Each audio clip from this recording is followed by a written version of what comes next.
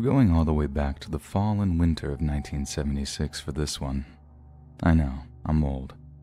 And granted it's an old story, I promise you it's a good one. And in the summer of 76, my stupid self decided to move out to California. It was a well-meaning venture, I assure you, but a failed one in every conceivable aspect. I'd moved back to Arkansas less than a year after I moved out there. In a place like home, I suppose.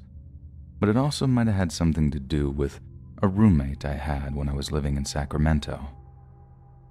I was kind of a latecomer to the hippie movement, too young for the summer of love or the Vietnam protests, but seeing what the war did to my old man was just awful. I was young, real young when he came back, but I remember how different he was, just like a little piece of him was lost over there somehow. So, it wasn't until the mid-70s that I got a wild hair up my butt to move out to San Francisco. My old man said he'd give me $100 in bus money if I stayed in high school long enough to graduate. So, I did. And that same summer I headed out to San Fran on a Greyhound bus. Only I didn't quite make it.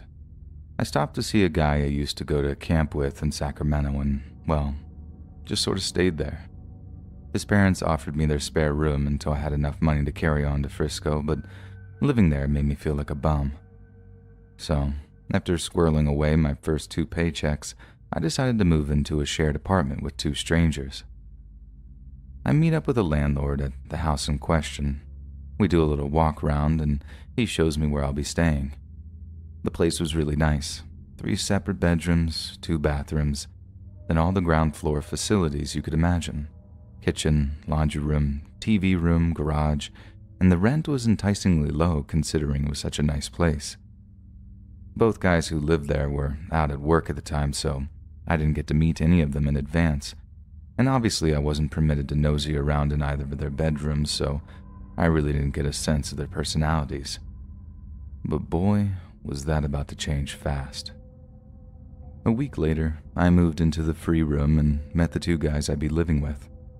One guy was named Richard, and the other guy was named Brad.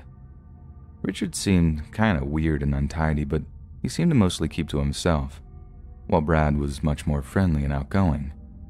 The thing was, Brad was moving out at some point over the following 2 weeks, and he wanted to give me the skinny on Richard before he left. Basically, he asked me how badly I needed the room. I told him real bad. It was either there or be homeless for the foreseeable future. And that's when he tells me that Richard can be cool when he wants to be, but he's definitely a few cards short of a full deck. I asked him what he means by that, and he just replies, "You'll see. Just keep your eye out for other apartments. The Bee generally has some good listings." At first, I just figured I'd waded into some slightly bitter roommate rivalry or politics, and I wanted nothing to do with it. I wasn't about to take sides after having been there for a grand total of 5 minutes, so I decided to play it diplomatically. But Brad was right. Richard was really weird. And not even weird in a fun, hippie way. He wasn't just waving his freak flag high, man. He was the freak flag, all on his own. First time I noticed was when I walked into the kitchen and Richard was sat at the table, reading a newspaper while holding an orange on top of his head. I asked him what he was doing, and he replied something like, "Absorbing vitamin C." I laughed, thinking he was just being silly, but when I turned to look at him, deadpan. The guy was deadly serious. I start explaining that's not how nutrition works, and he responds by telling me not to lecture him on what goes on in his body, how it was his body and he knew best about it. Naturally, I'm just like, okay, dude, whatever you say, being as non-confrontational as possible, but the second I saw Brad, I conceded that he was right. Richard was crazy. Just how crazy, I had no idea, but I was sure about to find out. Richard's behavior remained curiously strange until the time that Brad moved out. It wasn't anything too scary, just stuff that made you roll your eyes or shake your head. Like at one point, we're eating dinner in front of the TV, and Richard kind of sits up, stares into space for a moment, checks his own pulse, then says, "My heart just stopped beating." Brad seemed to have learned his lesson how to deal with such insane behavior because he falsely expresses some mild concern before suggesting Richard go take a nap, which he then does. Like some hypochondriac child, he finished his dinner, then goes to take a nap to alleviate his, what, his dead heart? I have no idea. Like I said, it wasn't scary, just kind of annoying. All the scary stuff came after Brad moved out. In fact, I think Brad was the only thing keeping a lid on Richard's behavior, because the same day Brad leaves is the same day Richard took a turn for the worse. So, like I've mentioned, I was working part-time in Sacramento, working 5-hour shifts, 4 days a week over at a nearby grocery store. One day I get back from my shift and Richard is standing over the bathroom sink, looking into a piece of broken mirror he'd propped up against the counter, and he's shaving all his hair off with a straight razor. "New haircut, buddy?" I remember asking him. "No, it's my skull. I think it's fractured." "Well, better get down to the hospital, Dickie boy. I hear those can be quite serious." I'd pretty much adopted Brad's approach wholesale by that point, kindly acknowledge and then disengage. But Richard responds by telling me that not only is his skull fractured, but that he can feel the plates moving around under his skin. Now, I'm no doctor, but I was 99% sure that that was impossible. And when I took a look at his request, there was no bruising, no blood, nothing. He's just having another one of his hypochondriac health scares. One time we're having dinner and Richard dropped me a compliment on my sausage gravy. It was like a double compliment, since it was my mom's secret recipe too. Turns out Brad was right. Richard could be nice when he wanted to be. But then he somehow managed to ruin the moment by saying something like, "Yeah, you're a real good cook. Much better than my mom. She used to try and poison me." Again, like the thing with the orange, I thought he was cracking a joke, so I laughed. But just like the thing with the orange, he simply stares at me, totally straight-faced, and I realized that it wasn't a joke. Only this time he's actually kind of offended that I didn't take him seriously, and that's the first time I saw Richard's mean side come out. He just stared at me, holding his knife and fork so hard his fists were shaking, and for a moment, I was actually scared he was just going to lunge at me from across the table.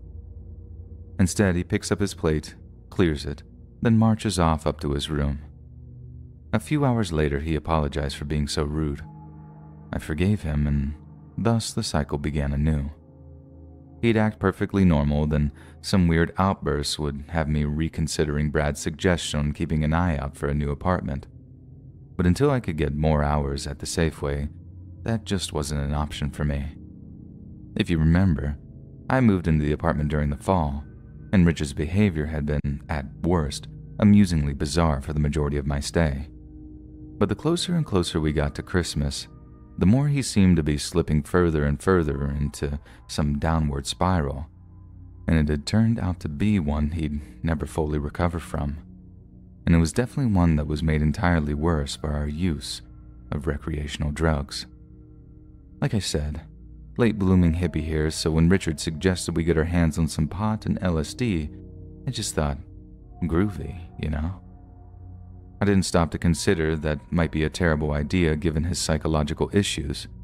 I actually kind of thought drugs might help him, but good lord did that turn out to be total naivety. Like I said, I thought a trip or two might help Richard out, give him a little perspective, but using drugs just sparked some sort of fire in him. He didn't just use them recreationally like me and my buddies had back in Little Rock. He used them habitually. He tripped every night for a week, until I literally had to hide the little eyedropper of acid I'd bought for us. And when he finally came out of it, he was all kinds of messed up. The day after he sobered up, I heard him coming down for breakfast, and when he walks into the kitchen area, and I look up, I see he's as naked as the day he was born. Obviously, I'm like, screaming, "Richard, put on some clothes for Christ's sake." He just responds with, "Why?"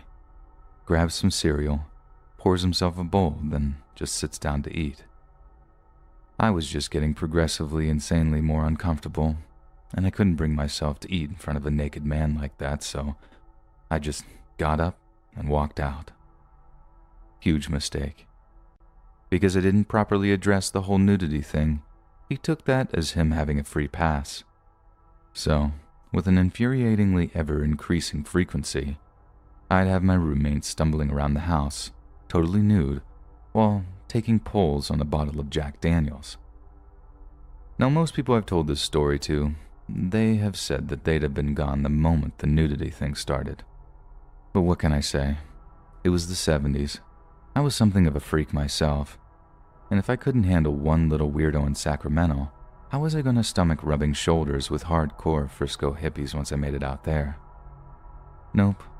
Instead, the final straw was coming home to find him making cocktails. So like I said, I walk into the house one day and I hear the blender in the kitchen whirring. I wait for the break in the whirring to call out to him as I walk into the TV room. He had to walk that way to get to the kitchen, asking him what he's making. He just replies, "Cocktails," in this dull, flat tone that let me know that he was wasted. But when I enter the kitchen, I get this strong odor of whiskey, along with something else. Following whatever he'd been doing, Richard had evidently made this very out-of-character attempt to clean up after himself. But he hadn't been completely thorough, as on the plain white countertop, I could still make out what looked like streaks of some thick red liquid.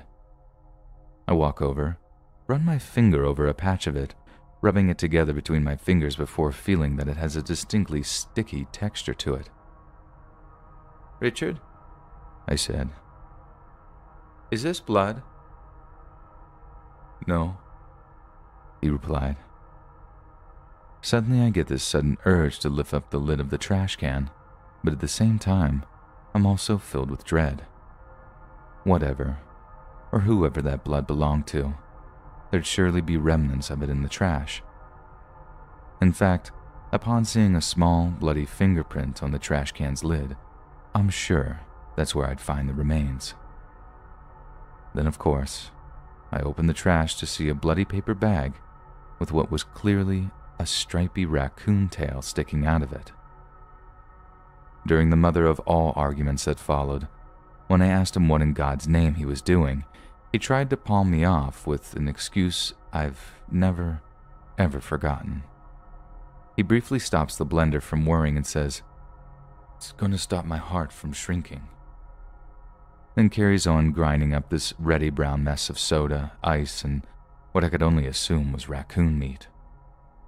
This crazy monster thought he had some rare medical condition where his heart was basically wasting away, and the cure was to blend the organ meats of trapped animals with Jack Daniels and Coca-Cola, of all things.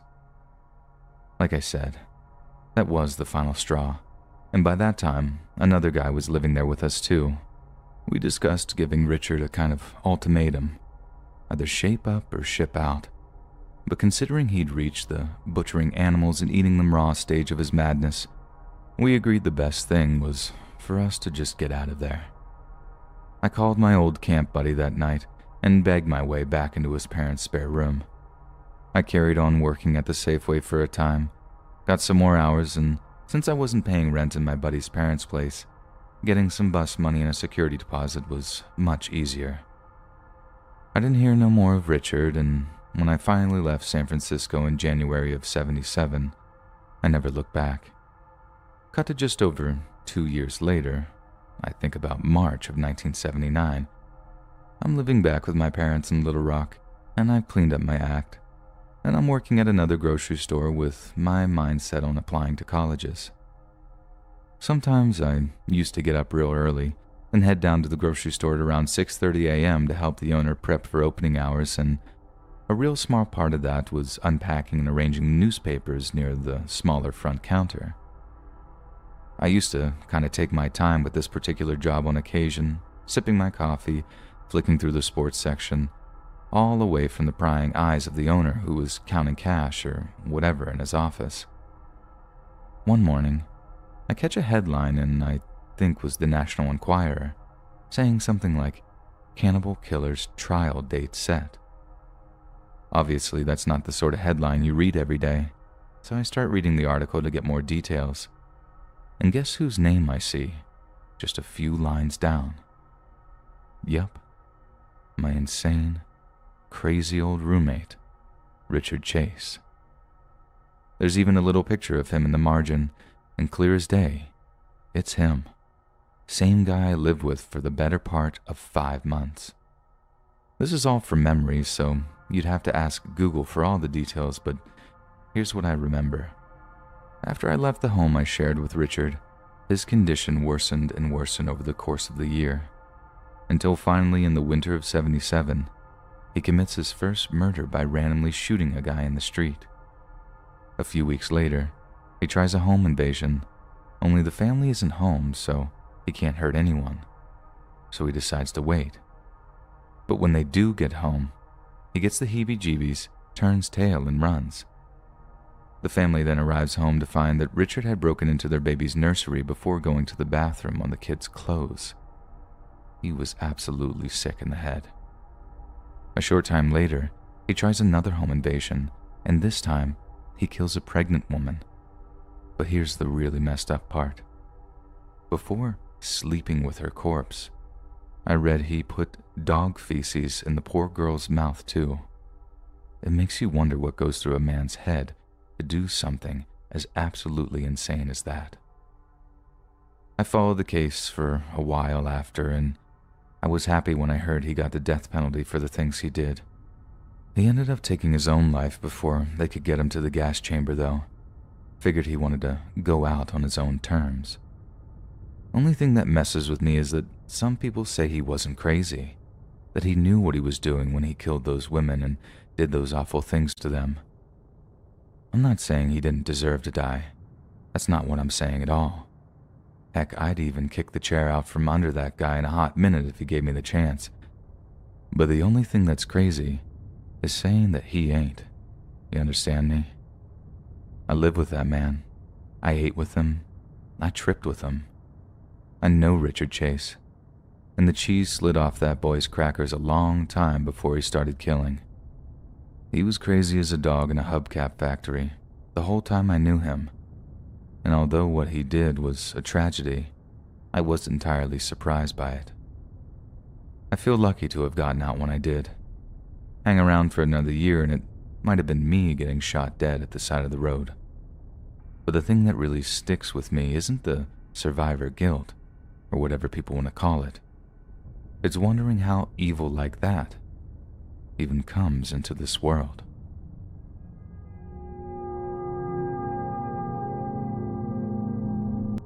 I used to live with the biggest idiot on the face of the earth. Hector was this 6-foot Afro-Latino dude from New Jersey who had 2 distinct modes of being. Either he was a tornado of anger, or he was manically laughing at something. Rarely was there any in between. When you caught him in his laughing mood, he was tolerable at best, but catch him in one of his angry moods and he was totally unbearable. He was a roadie for some post-hardcore band that toured up and down the East Coast a bunch, which was one of the few good things about being his roommate. The fact that he spent weeks away at a time from the apartment but still paid rent. But whenever he was home, well, here's an example. It's July in East Harlem. I have the windows open.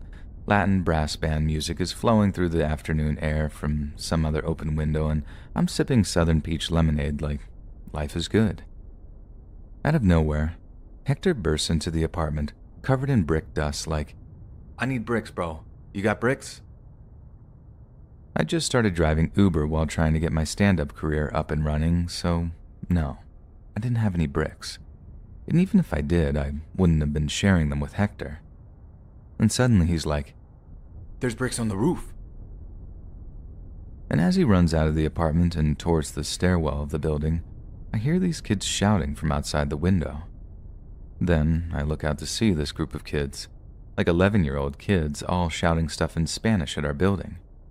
They see me, start flipping me off and whatnot before they suddenly scatter in all directions. Then bam, a brick lands right in the spot where they were before they scattered. See, that's the type of guy Hector was. He could go out for a pack of rips and find himself in a brick fight with a bunch of Puerto Rican kids on the way back. Never in my life have I ever had a fight with a preteen, let alone one involving projectiles. But around Hector, that stuff was like a daily occurrence. So come that October, Hector is headed out on some big Halloween tour with one of his bands, and he tells me he won't be back till the second week of November. That meant I'd have to cover half of the rent until then, something I'd have to borrow money to do. This causes a big fight, and for the first time since I moved in, I thought Hector might actually hit me. And being the kind of guy that he was, I knew for a fact that if it came to violence, he wouldn't just stop at one punch. So when the time came for him to go on tour, the mood in the apartment isn't just at its low point. I'm legit scared for my physical safety. He leaves, I'm looking for a new apartment, and life is not so good anymore. So a few nights later, the night before Halloween actually, I'm sitting in the little kitchen area, eating arepas and looking for other apartments. Someone buzzes the apartment, so I go to see who it is. This is back when we had intercoms, but they sucked and barely worked half the time, so when I hear some guy with an accent says something like, "I need an apartment number 3, but the buzzer's not working," I just buzz the guy in without a second thought. New York is a city built on takeout, delivery, and street food, so I'm hardly going to be all suspicious over a delivery driver. But I should have been, and I almost paid with my life for it. Those guys busted our front door open like it was nothing, just smashed the lock right through with a sledgehammer. I actually thought it was the cops at first because they just piled in, guns drawn, shouting, "Get on the floor, get down." But then the way that they were talking to each other once I was lying face down on the linoleum, that clued me into the fact that they were just stick-up guys. But what were they doing in my apartment? My first thought was, Jesus Christ, Hector, whose toes did you step on now? But before I can wonder anymore, one of the guys starts asking me, "Where is it? Where is it?" I'm like, "Where's what?" But that just makes them mad. I get this flurry of kicks that have me balled up in the fetal position, then they ask me again. I can't tell them anything else, so I just say, I don't know what you're talking about. There's $20 in my wallet, that's all I got on me." The offer of $20 just offended them, and I get more kicks before they start tossing the apartment like they're looking for something. And when I say tossing, I really do mean trashing. They're deliberately breaking stuff, pulling drawers all the way out and then throwing them at other stuff. It was just destruction in every sense of the word, and it was around then that I got a look at a couple of the guys. They're all messed up or have stuff over their faces. They're wearing all black, gloves and the works. They were professional stick-up guys, probably robbed drug dealers for a living, but Hector wasn't dealing. I mean, I think I'd have noticed at some point. I saw a lot of broken guitars and amplifiers around the apartment, but not too many piles of coke or money. Then right as I'm about to think it, one of the guys comes out with it. "You sure this is the right place, man?" I don't know. Homie told me he keeps it behind the bathtub sometimes, but these people only got a shower in there." I feel this wave of relief washing over me. They got the wrong place, so they're gonna just walk out, right? Maybe take my phone so I can't call the cops. So, like I said, I told them my phone was on the table, next to my food, and that I wouldn't call the cops if they just left. Cuck move, maybe, but it's amazing how zen you get about material possessions when you see a Glock in someone's hand. The stick-up guys kind of pause and look at each other. Then right as I think they're about to just leave, one of them says, "I think you seen my face, man, when we were breaking in. He's gotta go." One of them has the gun, and the guy who wants me dead starts reaching to take it off the guy who has it, but the guy who has it doesn't want to give it up. That was my cue to soil myself and start begging for my life. It wasn't my proudest moment, and peeing my pants was by no means metaphorical, but it is what it is looking back. They're arguing over shooting me. I'm begging for my life. It's just chaos and them shouting in there, and I'm amazed no one had called the cops already. But then boom. The front entrance of the apartment building slammed shut, and I can hear a very familiar voice coming up the stairs. I'm not even going to type out what Hector was saying. I'd be canceled and deleted from the internet within seconds after posting, but let's just say someone had canceled their tour 3 days in, and he was livid about it, going on calling them every name under the sun, ranting and raving as he pounded his way up the stairs, and in the apartment, both me and the stick-up guys are about frozen in anticipation. Then right as Hector is about to come into the apartment, he says something like, "Hey, I got your money, you whiny little baby. What the The guy with the gun aims it at Hector as he walks in, looking around at the pure destruction that greeted him. "Who are you people?" he screamed. "Who are you?" the guy with the gun screamed back. Hector is just gone by this point, foaming at the mouth, looking like he's got one of his eyeballs about to pop when he comes back. "I live here." Then, I swear to God, I watch as Hector basically turns into a drunk, slightly overweight Jason Bourne. He swings his backpack off his shoulder and just launches it at the shooter. He knocks the guy slightly off balance, messes up his aim, but by the time he can rearrange himself, Hector football tackles this guy onto the carpet and just starts wailing on him. The 2 other guys then jump in, and I'm thinking, oh Jesus God, someone's about to get shot. When out of nowhere, Hector comes up and is just windmailing punches at both guys, holding his own until he goes down again. Then almost immediately, both guys start backing up, hands in the air, and there's Hector, holding the gun he'd almost just been shot with, telling both the guys to back up. His face is bleeding. He's totally gassed, but there he is, having just won a freaking fistfight with 3 guys, one of them armed. He then sits on the KO'd shooter's back, tells the other guys to get out of his apartment, and tells me to dial 911. And only when the cops show up to arrest the guy he'd managed to detain did he realize he'd been stabbed in the shoulder. That night, as he got stitched up at the hospital, I sifted through all the broken and non-broken stuff, swept up all the broken glass and ceramics, and generally tried to put the apartment back in order. He got back at around 1 a.m., still drunk after the doctor told him, "Do not drink on these painkillers," and immediately started complaining about the break-in. I just carried on cleaning up, stopping only briefly to say something deeply heartfelt. "Hector, dude, I just wanted to say I think you might have saved my life today, dude, and I just wanted to say thank you." I felt my throat kind of tighten as I said it, very similar to the way it's doing now as I'm typing this, remembering. Hector looked up at me, with this look in his eyes that almost made it look like I'd gotten through to him, until he replied with, "Whatever, you could have jumped in at any time."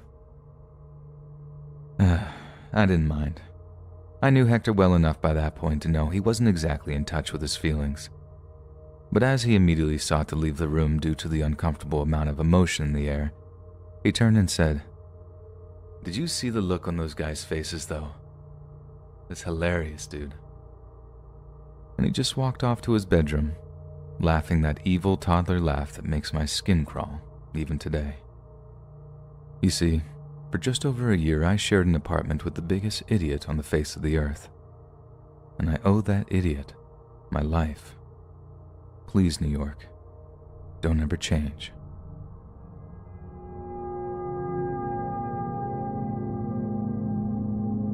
After I had moved to London, the first flatmate I had legitimately tried to kill me. I think he was only keen for me to move in so I could cover all the rent he was missing, and after a while, petty arguments about cleanliness and money management turned rather vicious, and I was forced to find a new place to live.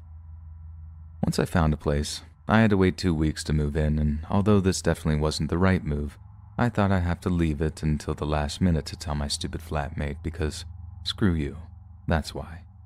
And instead of waiting until the day before, I ended up dropping that little tidbit into an argument we had about a week before I was due to move out. He started playing the victim, telling me I was basically condemning him to being homeless, but if it wasn't for his silver spoon up the butt attitude to work, I might have had a bit more sympathy for him. We both smoked and did so in the flat, so the morning after our argument I wake, roll over, and grab my smokes to light one up in bed before facing the day. Not my proudest habit. I hold my hands up, but smoking in my room was better than facing him in the morning. I pop a ciggy between my lips, grab my lighter, but the bloody flint on the disposable piece of crap is bust. I try time and time again, but nope, it's buggered. So I roll out of bed, walk down the hall towards the kitchen, still trying hopelessly to get a light. Then suddenly, as I stroll into the kitchen, the absolute reek of gas hits me, and just under the humming of traffic outside, I can hear gas leaking out of the stovetop. That freaking psychopath had turned on all the gas in the kitchen, knowing I'd have sparked up first thing, blowing the whole flat sky high. I rushed to turn them off, opened all the windows in the flat, ran downstairs and called the fire brigade. My flatmate was interviewed under caution, but because they couldn't prove a bloody thing, the police had to let him walk. The landlord was much more understanding though, and we basically made an agreement to cut him out of the lease while we arranged for locks to be changed. Apparently, he'd been looking to get rid of him for quite a while before the incident, so I ended up staying put. The only worry was the ex-flatmate, but since he was under suspicion over what he must have called an accident, I think he was too scared to follow up on it and try for any serious revenge. Still, messed with my head for quite a while after, thinking someone would be that vindictive over me just wanting to move out. Do your research on who you're going to be living with, people. It might just save your life. I moved to South Korea for university when I turned 18. I'm now 21, and this happened over 2 years ago. Whilst there has definitely been unwanted attention from some guys in the past, most of them get the message that I'm not interested. This, however, was a little more unsettling. The university I go to has an institute for language, which is where all of my classes were at the time, and it's pretty common knowledge that most foreigners in this part of Korea would know of or study at this institute. It's not abnormal for me to receive random Facebook requests from guys wanting to learn English or make foreign friends, and most of the time I just ignore them unless we have a few mutual friends or I've met them before. I got a friend request from this guy named Nico, and we had quite a handful of mutual friends, and he'd messaged me too, saying he was sorry for the randomness of the request, but he was just trying to make as many foreign friends as he could. I thought, what the heck, and I accepted and messaged him back saying it was no bother. From what I could tell by his Facebook photos, he was heavily pierced and tattooed and stated he was Japanese, but had studied in Canada and could speak good English, and also a foreigner studying at my university. After a few days, he'd messaged me again and I replied, and it was casual conversation, and he would often bring up maybe meeting for coffee or a movie, which I declined, until he started getting more aggressive for no reason. Every time I'd make a comment, he'd find some way to turn it into an argument, which grew tiring super fast, so I just ignored him. He'd often ask if I had a boyfriend, to which I'd reply no, and he'd bluntly say that we should be together. It was at this point where I decided that I didn't really want anything to do with him, so I politely declined on the basis I didn't know him, we'd never meet, and we hadn't even known each other a week. He didn't take my refusal well, and began throwing insults at me based on my looks and saying overly graphic things that he'd do to me if he ever saw me. Apparently I was being stupid not to take him up on the offer, because I'd never do better than him and he'd make me see that. It creeped me out beyond belief, so I just blocked and deleted him on Facebook and tried to forget about it. I mentioned it to a friend of mine and she immediately knew exactly who I was talking about. Apparently I was not the first girl he added on Facebook and tried to bully into meeting him and being his girlfriend. After asking a few more of my friends who we'd had as mutual friends on Facebook, they'd all describe pretty similar situations involving this Nico. One girl even told me that she'd given him the benefit of the doubt and met with him, and it turned out that he didn't even go to our university, but actually lived over an hour away and would travel there daily. probably to watch and obsess over which girl he would find on Facebook next. He told her he was born in America and had never been to Japan, yet he told me he was Japanese and studied in Canada, so who knows how much of what he said to anyone was actually true. I felt a bit freaked out by this, but tried not to let it bother me. I'd never see him around and I'd blocked him, so I forgot about it. And that was until about a week or two later I received a message from him on Facebook on another account saying how he'd seen me that day at school.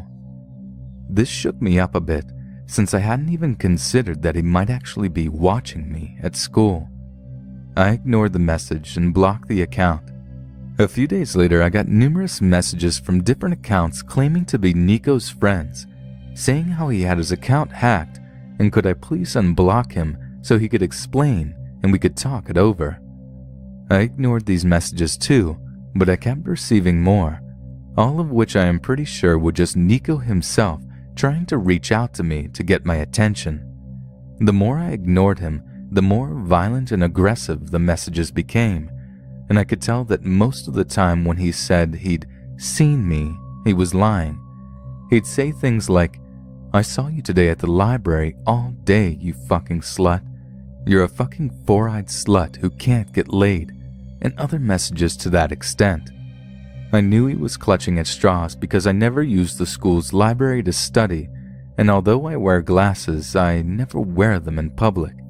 So I just kept blocking the accounts and tried not to let it bother me, figuring he was just some desperate idiot. I figured he'd get bored of me soon enough and let it go. Until one day after classes had finished and I was browsing the small convenience store in the building to grab a drink on my way home. I opened up the fridge to get a bottle of water when I closed the door. He was literally standing right beside me. He didn't say anything, he was just staring at me. I hadn't seen him in person before because I had never agreed to meet him, but I knew straight away it was him. And I freaked out. I dropped the bottle and I just left the store. I didn't walk home because I was afraid he'd follow me and find out where I lived, so I just went back into school and stayed around areas where there were lots of people until a friend of mine came to meet me. After that, I saw him a handful of times when I'd leave class. He'd just be standing there doing nothing in particular, watching people as they walked past, and he'd stare at me intently. I'd made sure to always be with friends when I went to and from class and didn't go anywhere alone for a while, but after a week or so the messages stopped and I didn't see him again. The last time I heard from him was a year ago when he messaged me on yet a new Facebook account asking if we could be friends again because he'd changed and it was all just a joke.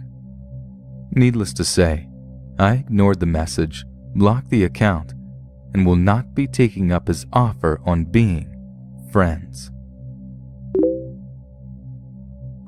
I dated my last serious boyfriend for around 6 years, and throughout the whole of those 6 years, I always received pokes off of a fellow on Facebook. I didn't think too much of it, and we had like 30 friends in common, so I figured maybe I had met him somewhere along the way. Besides, he was muscly and quite attractive, so having the additional attention was fun, I guess. A couple of weeks after my ex and I split, he private messaged me asking me if we could meet. We chatted for a while and I eventually agreed to go for a meal with him. On first date terms, it was a pretty lovely one. Nice meal, walk under the stars, blah blah blah. After a few weeks of seeing him, I noticed little traits in his behavior that I found to be particularly strange. He would never let me in his house and would leave me standing outside. One day I stood outside of his house for 45 minutes at 10:30 p.m. as we had walked there. I didn't know where the hell I was, and he decided that I had given him the hump for no apparent reason. This is where I should have bailed out. The following Friday, I figured I would give him the benefit of the doubt and invited him round. He stayed for 9 days. I had to text a friend asking her to pick me up and not invite him just to get him out. I figured I would leave it now until he turned up on my doorstep the next day.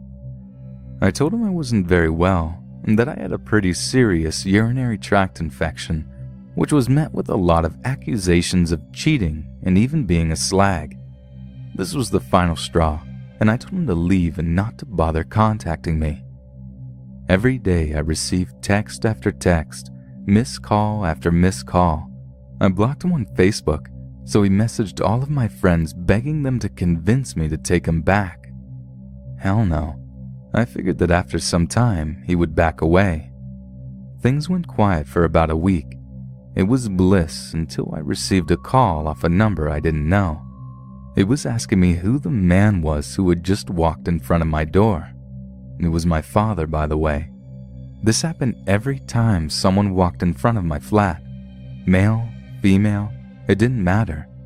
Turned out he knew someone who lived across the street from me and had him and his lovely girlfriend watching my every move.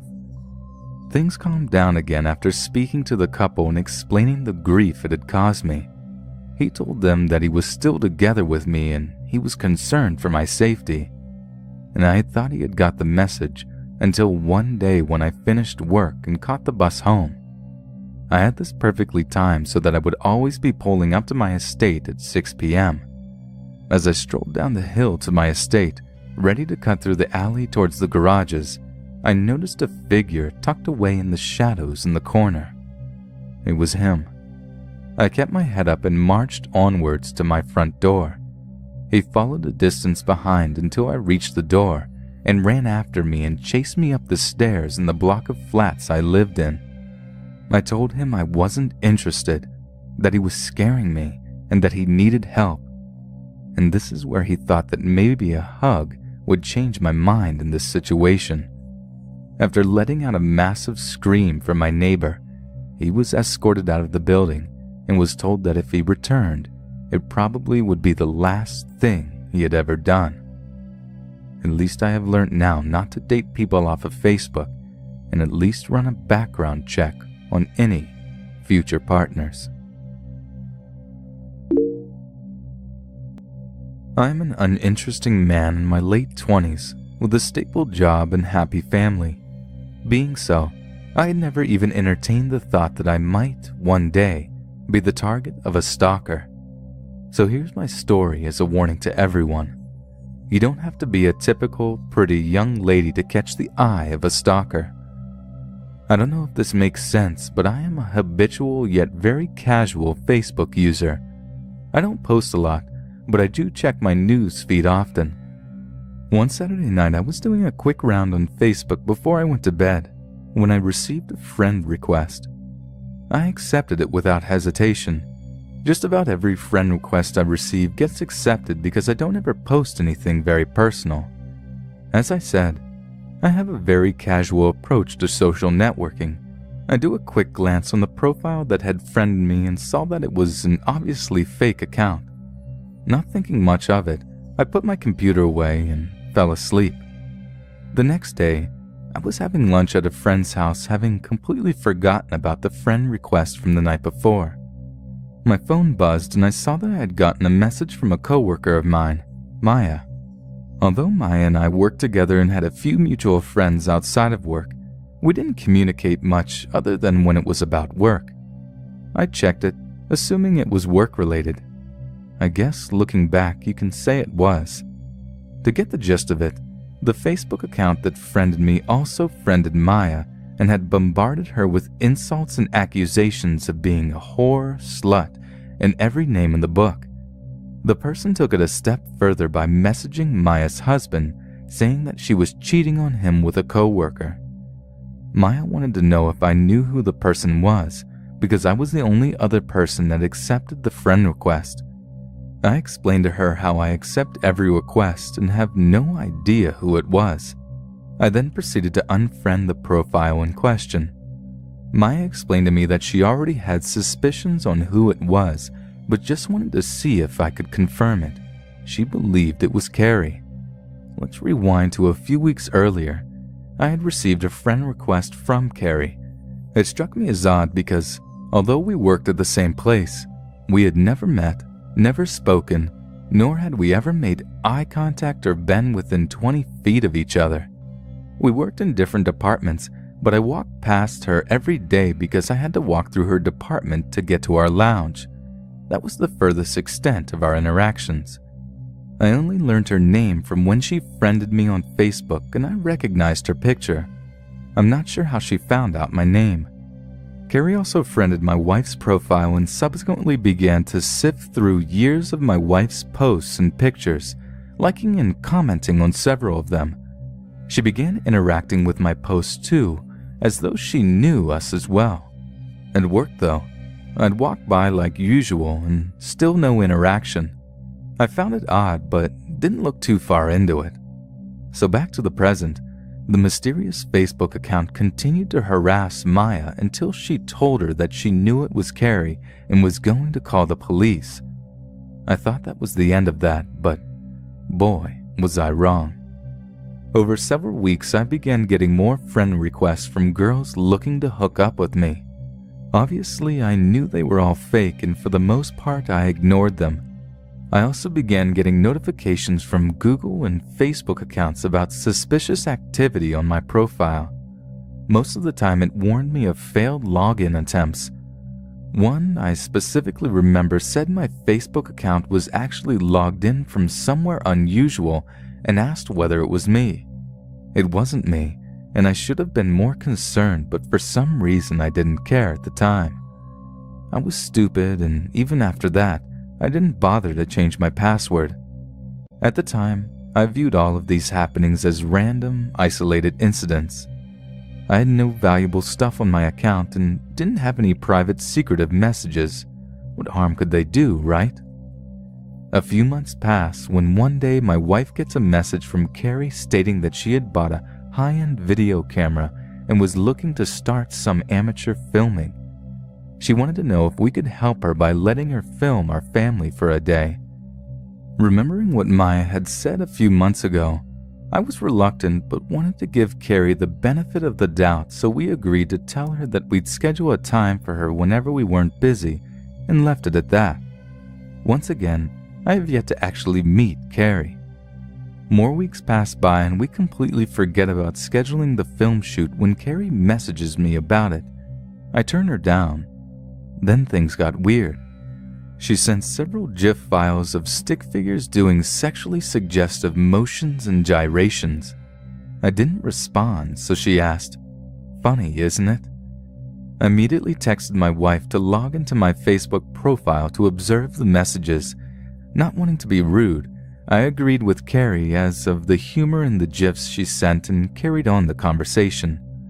She proceeded to send me old photos from my abandoned MySpace account that I had completely forgotten about. That was around the time when MySpace had been revamped and people lost a lot of cherished memories. Somehow she dug mine up and decided to share them with me. It was creepy to me. Things escalated quickly from there.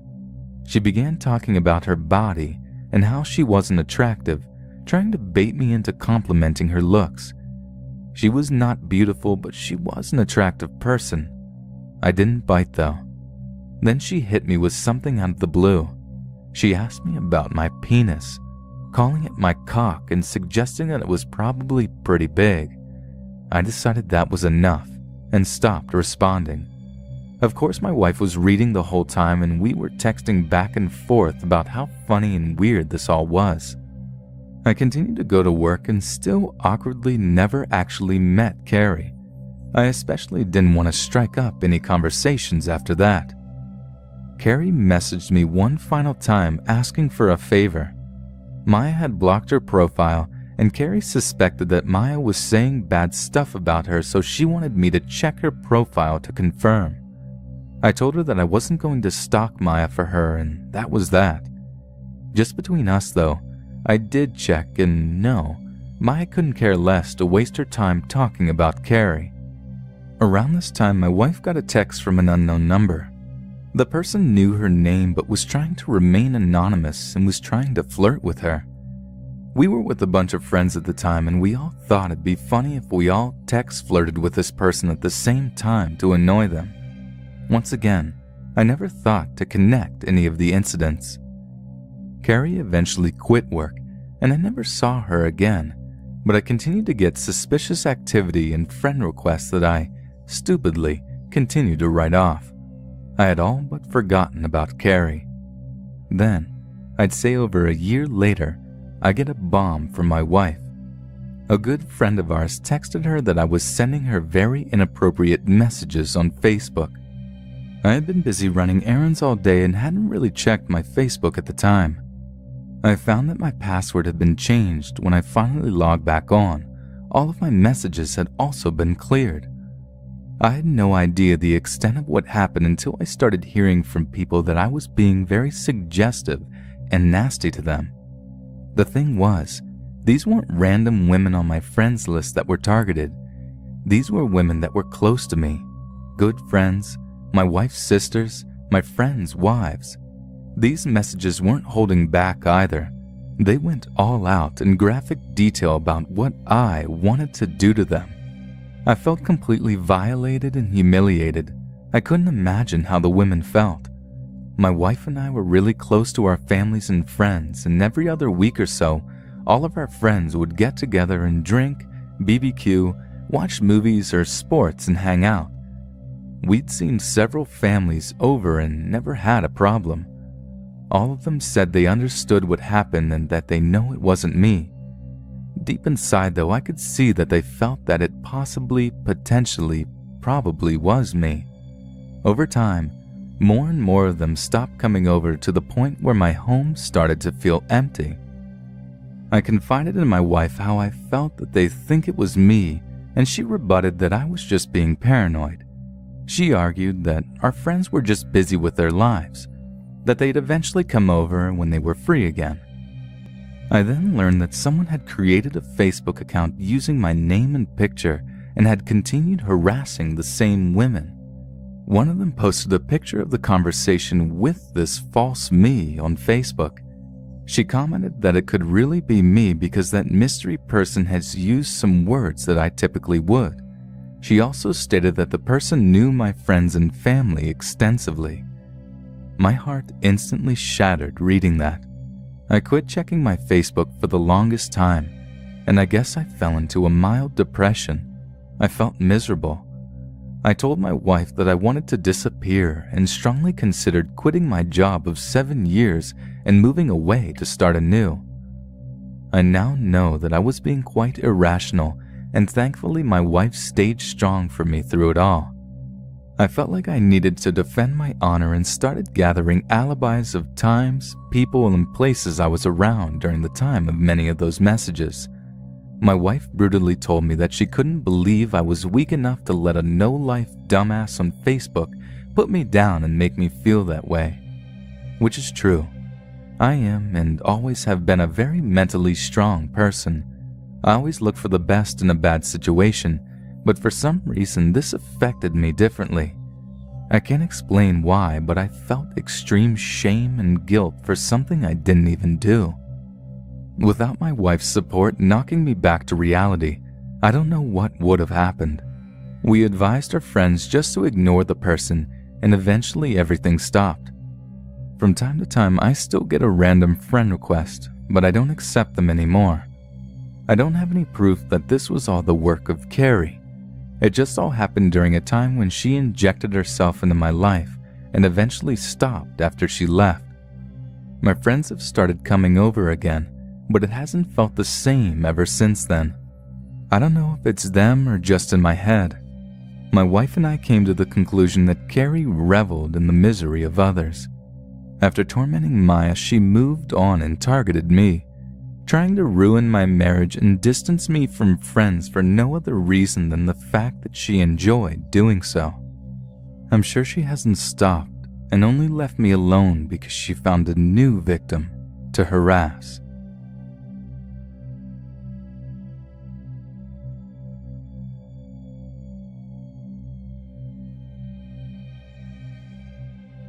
I'm a 20-something woman, American and a Francophile, fluent but not native in French. Since 2011, I've been in correspondence with an eccentric French guy I met because he posted a clip of a super rare telefilm on YouTube. We had a bunch of mutual interests and eventually met in real life so he could give me the movie on a flash drive. He also gifted me a book from his personal library that he thought I would like. We stayed in contact, and I recently returned the favor by buying him a DVD off Amazon. It's been good. Our conversations are enriching, and he's a sweet guy, just odd, as am I.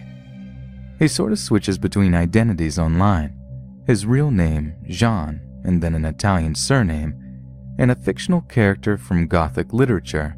He's very into dark romanticism.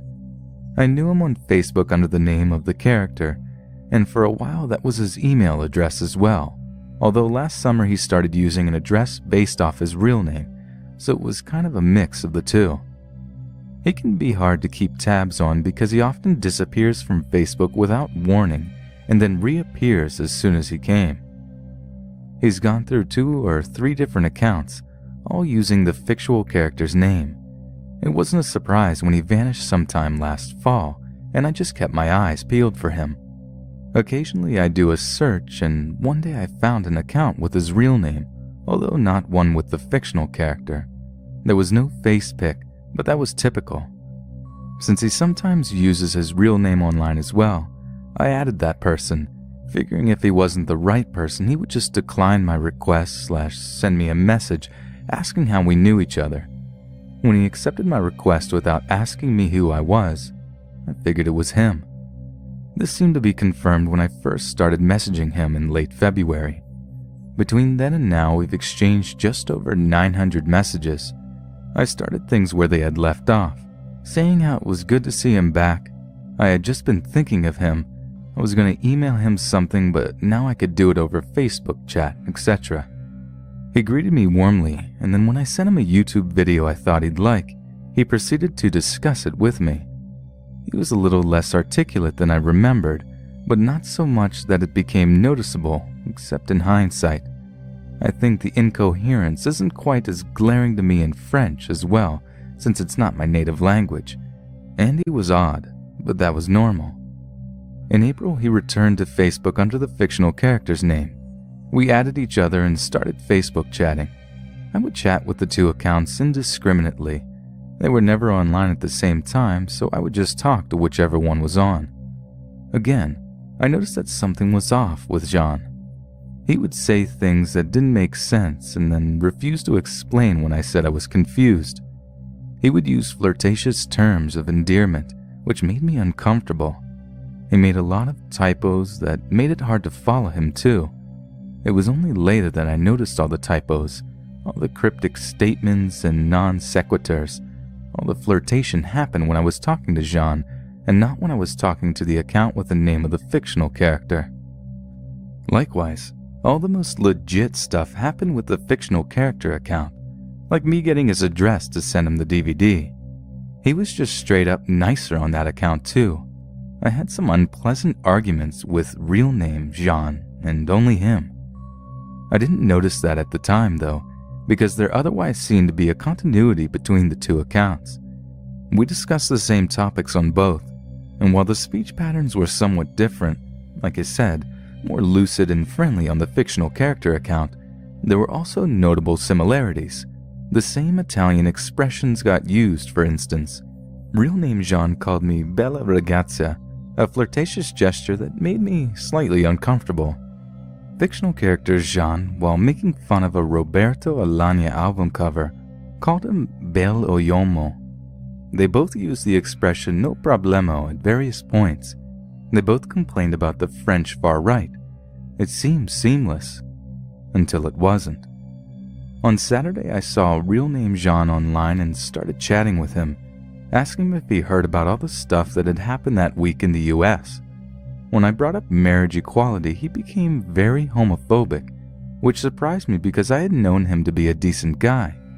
We'd argued about non-binary gender before, but straight up vicious homophobia, slurs, etc., and it came as a shock to me. I started to fight with him and he became very hostile, saying nonsensical and paranoid things like, "If I come to your city, you'll hide with your friends so as not to show your face at the supermarket," and telling me to stop talking to him. None of this made any sense to me given our 4-year history, his past affectionate behavior, etc., and I asked him, So we're not friends anymore?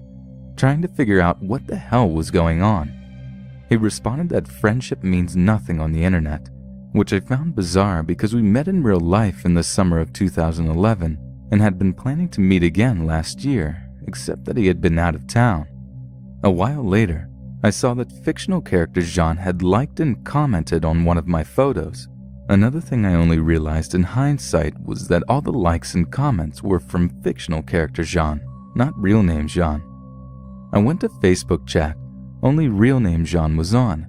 I asked him why he was liking my stuff when he told me to stop talking to him.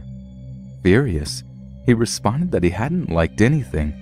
"Where do you see my name?" I said. "Well, not your real name, fictional character." He said, "So?" and told me to fuck off. At this point, I was reeling in confusion. What the fuck was happening? Was he having a dissociative episode? I resolved to talk to real name Jean when he came online to see how he acted towards me, and if he was civil, to confront him with his behavior under his other account. He came on early in the morning, and I rushed to talk to him, both deeply unsettled and dying of curiosity. "Hi, can I talk to you? It's kind of urgent," I said. Him, "Urgent? Sure, what's up?" "So when I was talking to real name Jean, you're the only one I'm talking to, right? This man is you," and I linked to the Facebook page. To which he responded, "Not at all. In fact, I don't have a Facebook account under my real name. This person is simply homonymous." He confirmed that he only been back on Facebook since April, the time when the fictional character account reappeared. He was pretty distressed to learn I'd been talking to this guy for 4 months thinking it was him, and even more distressed to know that the guy was a dick, and I thought even for a moment that he also was a dick. You're probably wondering how it took me so long to figure it out, and all I can say is that because I took for granted the real name Jean and fictional character Jean were the same person, it never even occurred to me that they might not be. Them being the same person was the null hypothesis, and the idea that they might not be, that real name Jean might be pretending, was so incredibly crackers that it never crossed my mind. Not once. You're probably still wondering how I could simply have taken for granted that real name Jean was my friend when he gave so many hints that he wasn't. And I have to remind you the degree to which he simply went along with everything I said. I would talk about stuff specific to my friend, stuff that must not have made any sense to the man I will now call fake Jean, and he would act like he knew what I was talking about. The idea that he was lying, faking, or delusional was unthinkably bizarre. In 2015, I managed to land my dream job as manager of this really old rustic pub. It was the kind with stained glass windows, ornate bar fixtures, the works. But it was bought up by this big brewery company not long after, and they ended up cleaning house. So within 6 months of getting my dream job, I'd lost it again. I was desperate. I had rent and bills to pay, so I was ready to work just about anywhere, doing just about anything, for any money at all, really. So I ended up getting a job in this 24-hour off license in the middle of town, and it was my job to work the night shift, 8 p.m. until 6 a.m. This place was really busy too. Had a cash machine inside, sold really expensive bottles of premium booze, and was mostly a cash business. It was the place that pretty much every single person who went out to drink and wanted to carry on drinking when the bars closed would stop off to pick up a few bottles before they got a taxi home. So I'm not messing around when I say we sometimes had like 7,000 pounds in cash on site by the end of the busiest part of the night shift. And well, I say we, I mean me, as I worked that shift entirely alone. So it's Sunday morning, about 5 a.m., and it's just before Christmas. The off-license had been extremely busy that night, and we had way more than 7,000 pounds on site. Like it had been Black Friday, which in the UK means that it was the last Friday before Christmas, so all the office parties had been in town, spending it up, and they pretty much all wanted booze to go home with, too. There were queues going out the door at one point. Seriously, it was one of the busiest shifts I've ever worked, including in pubs. So by the time it started to quiet down, I was ready to collapse. I I remember just sort of resting my head on the counter at one point, thinking I could have actually fallen asleep right then and there. Then I hear the little beep at the door opening. And although I'd rather have flushed my own head down the toilet than serve another drunk customer at that point, I get ready to serve one more person. I look up, and in front of me is this bloke who seems alarmingly sober. Like almost everyone who walked in during those Saturday night shifts were rotten drunk, eyes all glazed over and bloodshot, slurring their words, but this guy is shockingly lucid, which was dead weird. He also keeps his hands in his jacket pockets the whole time he's talking. But it gets even weirder when he greets me by name. I thought he might have known me, and I just didn't recognize him, so I remain polite and say like, "Yeah, that's me. How do you know that?" Then he once again refers to me by name and follows up by telling me where I live. Again, I'm like, "How do you know that?" Only this time I'm also thinking that this is a plainclothes policeman or something, and I've done something wrong, like accidentally sold a bottle of booze to someone under 18, maybe even failed one of those underage tests the police try on occasion to catch businesses. Then he starts asking after my mom, then refers to her by name, and asks about my sister, again knowing her name too.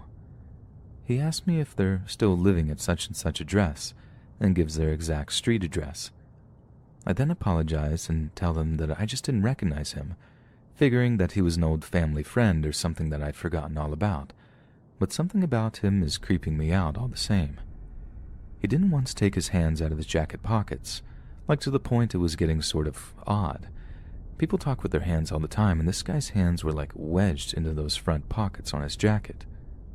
That's when these other guys walk in, who also seem weirdly sober. They were quiet and deliberate in their movements, just pacing towards the counter and flanking the guy who seemed to know a little too much about me. Then really politely, the guy who seemed to know all about where I lived and where my family lived asked me if there's a toilet in the back of the shop. I told him there was, and he tells me to walk back into it, lock the door, and not come out for at least half an hour. And just to make it clear that he's not really asking me, he shows me that he's holding something inside his jacket, something heavy. Only then do I realize what's happening. They proceed to take all the CCTV USB sticks, wreck the monitors, break into the safe, rinse the tills, empty the shelves of all the premium spirits. I mean, they absolutely robbed the place blind. All the while, I was just sat in the toilet, wondering how that guy knew where I lived or where my family lived. As they were leaving, I heard footsteps walking up to the toilet door, and I started shaking hard. Then I hear this voice telling me that I did the right thing, for the sake of my family, that all the stuff that they'd taken was insured, that no one but the insurance companies would lose a penny, and it was them who were the real thieves anyway. I ended up telling the police that I didn't get a good look at the guy's face, and that I wanted to help them, but that I just couldn't. I told them that it all happened really fast and that they must have been professionals because I didn't even get a chance to hit the alarm behind the counter. They must have gotten away with like 10 grand all in all, and they didn't even take half an hour to do it, more like 15 or 20 minutes to be honest. And they'd managed to make sure that the one person capable of identifying them wouldn't say a thing to anyone about it. Like I can't even tell you how frightening it was that they managed to work out where my mom and sister lived. People who put that kind of work into criminality, they really are not to be messed with. And besides, it's just stuff, just material stuff. It's not worth losing your life over, and it's certainly not worth risking your family's safety over. No amount of money compares to your own mom's safety.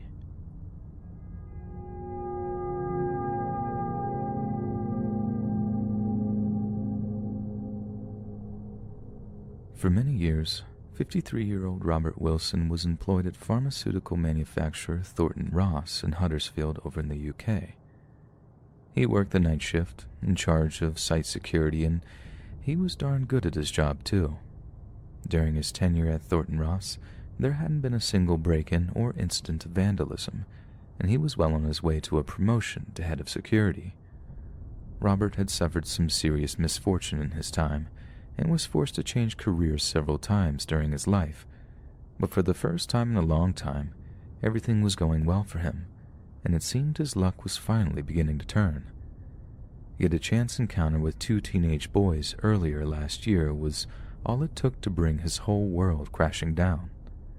At approximately 11 p.m. on January 16, 2020, Robert was watching the CCTV monitors in the site's security office when he noticed two shadowy figures wandering around the facility's parking lot.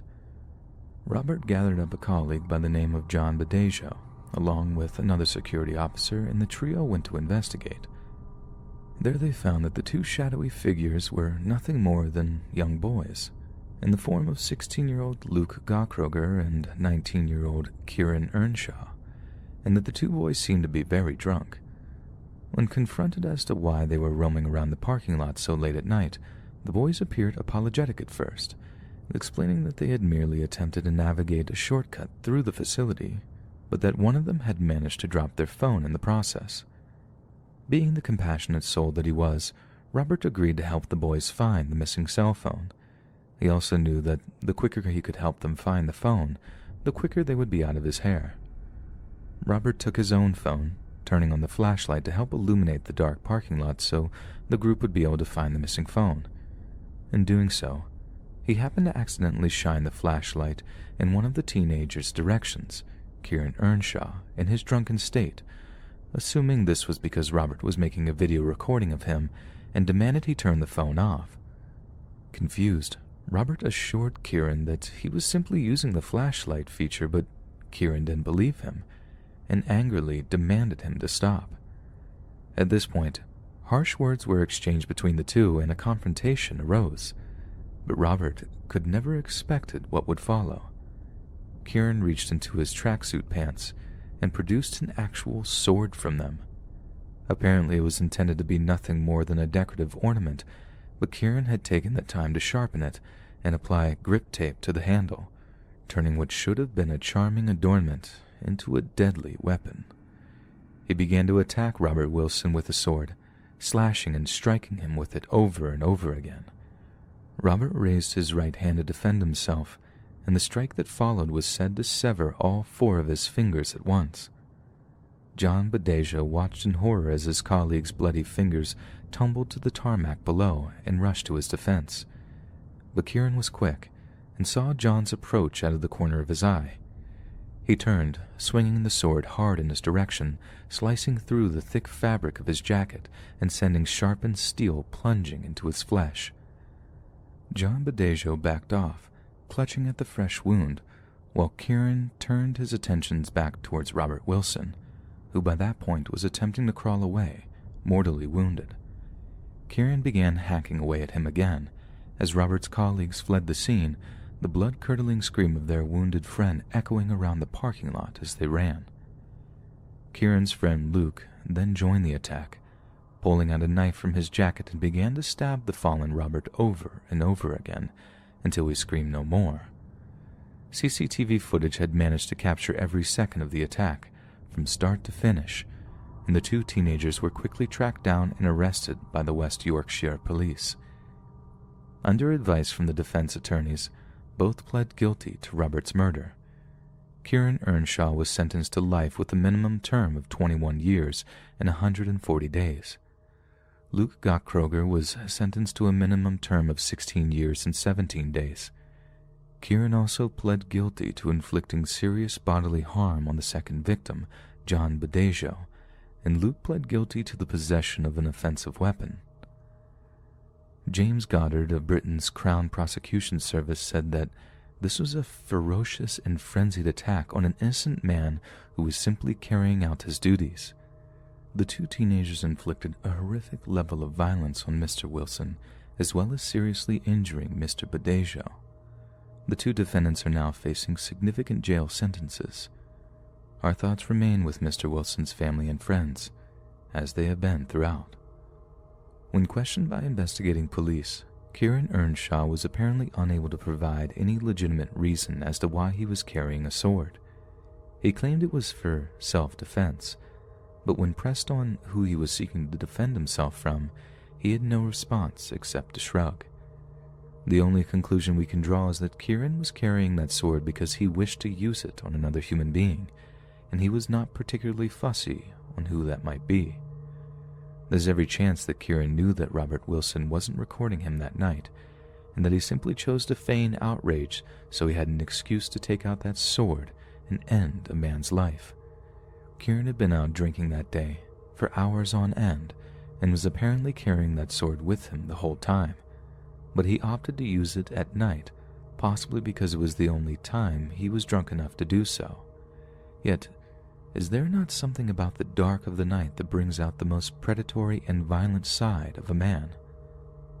So, the point remains, if Robert Wilson had been working the day shift, if he had been safely inside his own house when the sun had gone down, he might still be alive today.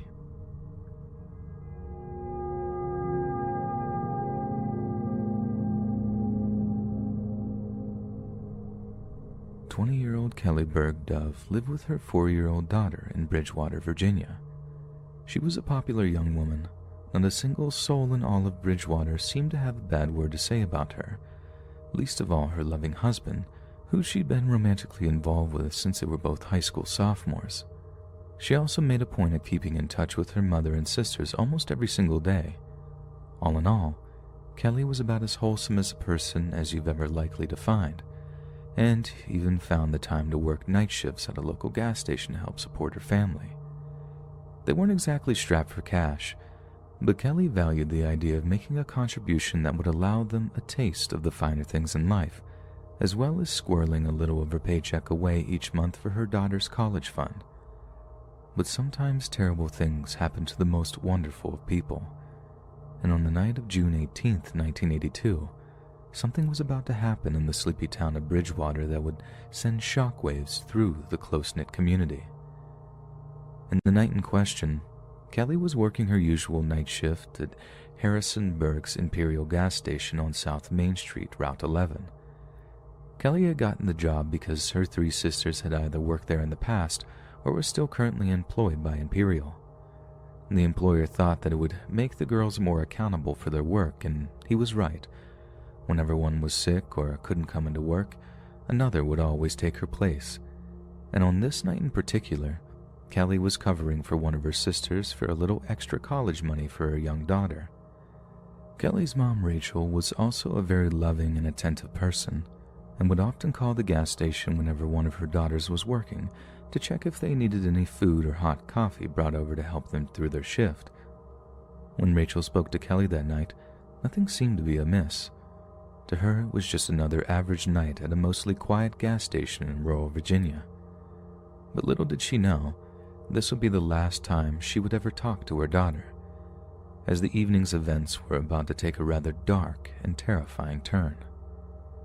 At around 2:30 in the morning, long after Kelly's mom had retired to bed, Kelly apparently called the Harrisonburg police. The call was to inform them that she had been aggressively harassed by a guy that she described as improperly dressed. It seems Kelly was far too polite to describe what this male customer actually did in any kind of detail, but it's safe to assume that the implied meaning was that he'd exposed himself to her.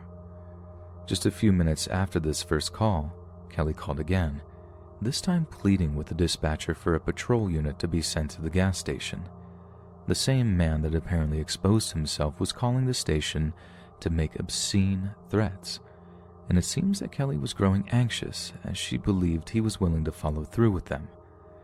The dispatcher promised to get a unit out to her as soon as possible, and that she should hang tight. However, just moments after the second call ended, Kelly dialed 911 yet again, only this time she was in a complete panic. With a voice that was dripping with fear, she demanded to know how far away the responding officers were, as the same deranged customer had apparently returned and was sitting in a silver or gray Ford that was parked in the gas station's parking lot. The last thing the 911 dispatcher heard was Kelly screaming that the man had just gotten out of the vehicle and was heading towards the gas station's main building. She then slammed the phone down, apparently preparing to defend herself. The cops rushed over to the Imperial gas station, expecting to arrive to a violent assault in progress. But to their bemusement, When they arrived at the gas station, the place was as quiet as the grave. They searched the entire site, but Kelly was nowhere to be found. All that remained was her purse. There were no signs of any kind of violent struggle, no indications that the store had been robbed, but there were also no clues as to where Kelly was. It was as if she had simply vanished into thin air. What's clear is that if the suspect was armed, he could have forced Kelly into his vehicle in just a matter of seconds. Kelly's family believed this to be the case, as they insisted that any attempt by an unarmed man to grab her and shove her into their vehicle would have resulted in Kelly fighting back vigorously. The police investigation that followed led officers to a nearby convenience store, where a clerk informed them that he had been visited by a man driving a gray vehicle about a half hour before Kelly's disappearance. The clerk told him that the man was aged between 20 to 25 years old and had blonde, shoulder-length hair. This might seem like an obvious lead, but the cops were unable to track down this man, so no connection between him and Kelly's apparent abduction could ever be made. The police then interviewed Kelly's 3 sisters, who were also employed by the gas station. They were shocked to hear that the obscene kind of phone calls that Kelly had received that night were commonplace, but that no one had ever acted on them, believing them to be from some harmless old pervert whose bark was louder than his bite, so to speak. They also didn't entirely believe that the man that had harassed Kelly that night was the same person making the phone calls, as there didn't seem to be anything overly threatening about the lewd calls, while the driver of the silver or gray Ford was obviously aggressive enough to show up to the gas station in person. Yet after news hit that one of the gas station girls had apparently been abducted, the phone calls seemed to stop entirely for a while, only resuming around 6 weeks later when this apparently harmless old perv called and made lewd comments to one of the gas station's new hires. This could well be because whoever was making the calls simply wasn't involved in the abduction and didn't want to implicate themselves as a suspect in such a violent and disturbing crime. But it also could be because the same person who made the calls was satisfied with abducting Kelly and didn't feel the need to make another call, not until the same hunger resurfaced in them around a month and a half after the fact. When local media outlets contacted Kelly's parents regarding their daughter's disappearance, they gave a rather shocking answer to some very probing questions. When asked if they had any idea who might have kidnapped or harmed their daughter, and if this person might be a member of the local community, Kelly's parents unequivocally answered in the affirmative. Although the police had asked them not to publicly speak the man's name, they believed her abductor had been someone Kelly had gone to high school with, someone who had a long history of indecent exposure and making obscene telephone calls, and according to Kelly's sister, also drove a silvery gray Ford. But surely if Kelly had known the man personally, even just by association, she would have named him on one of the 3 911 calls she made leading up to her abduction. But it's also very possible that this person had either obscured their face somehow, or Kelly had simply not recognized him given that they had both graduated some time ago. There's also the possibility that Kelly was so terrified that she just failed to mention the man by name during one of the calls. Either way, the police obviously found the possibility of this man being the culprit so plausible that they asked Kelly's parents not to use his name publicly. Yet despite this, he was never charged with any crime, as there was simply not enough evidence to attempt any kind of conviction. There were several other suspects in the case, and authorities were sure to question all of them. But at a time when CCTV cameras and DNA evidence were still just technological pipe dreams, actually placing a suspect at the scene that night was all but impossible. For all intents and purposes, the person who showed up at the Imperial gas station that night was a ghost, someone who showed up, bundled Kelly Berg Dove into a vehicle, and then seemingly vanished themselves. Barely a trace of either of them was left behind, merely a purse and a vehicle description, far too little for the cops to go on to secure a suspect, Kelly, or her body. Almost 40 years later, what happened that night remains almost a total mystery, with Kelly being declared legally deceased by local authorities. Despite her family pouring money into private investigators to try to find out exactly what happened, they're no closer to getting any solid answers as they were almost 4 decades ago. The only truth we have of that night is the terrifying reality that Kelly went to work that night, not suspecting a thing, and ended up encountering someone that caused her to vanish from the face of the earth. And that, horrifyingly enough, is something that could happen to each and every one of us.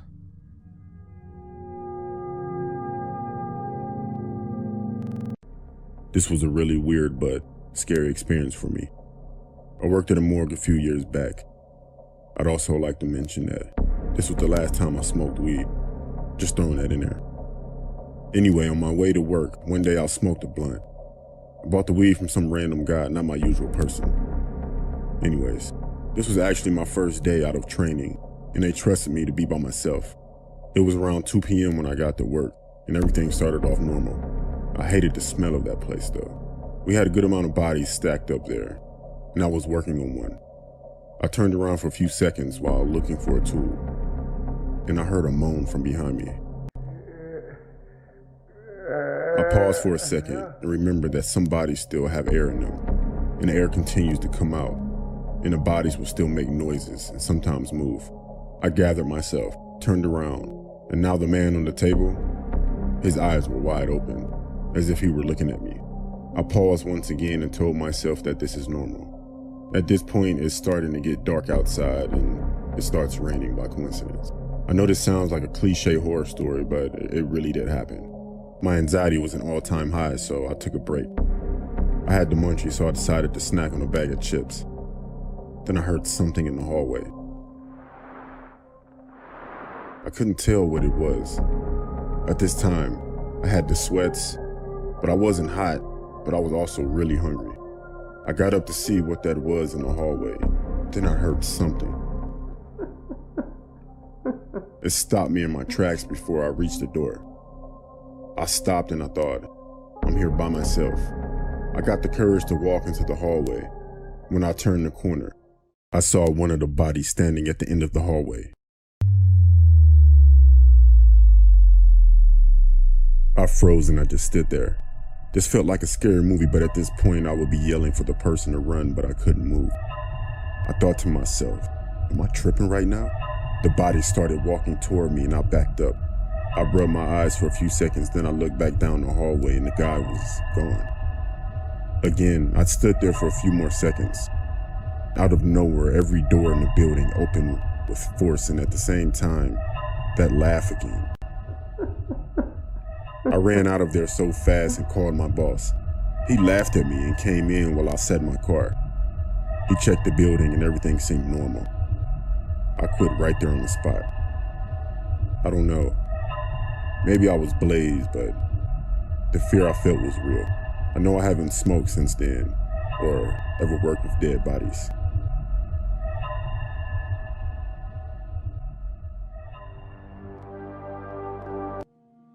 I got this great job working at a hospital. I really got to do something that I enjoy. Taking care of others has always been a passion of mine, but I work on one of the hardest floors, the cancer floor. We always have the same patients, and not a whole lot of them make it. This makes my job hard in a lot of ways. You could probably guess that I've seen my fair share of death since I started here. Anyway, I work the night shift, and at night it can be a little creepy when you have to go to the morgue. One night, me and a coworker were taking someone down to the morgue. Now, let me explain. Our morgue is a little freezer box that is in the basement, and it smells horrible. Plus, it has a ramp to get into it. So she and I wheel the body down there, and we push it up the ramp. And then we begin to argue over who is going to push the body inside. Of course, I lose, so I swing the freezer door open, and I push in the body. Then I slam the door shut. We start to fill out our paperwork when we both look up at each other. She says to me, "Did you hear that?" I said, "I think so." We both turn and look at the door.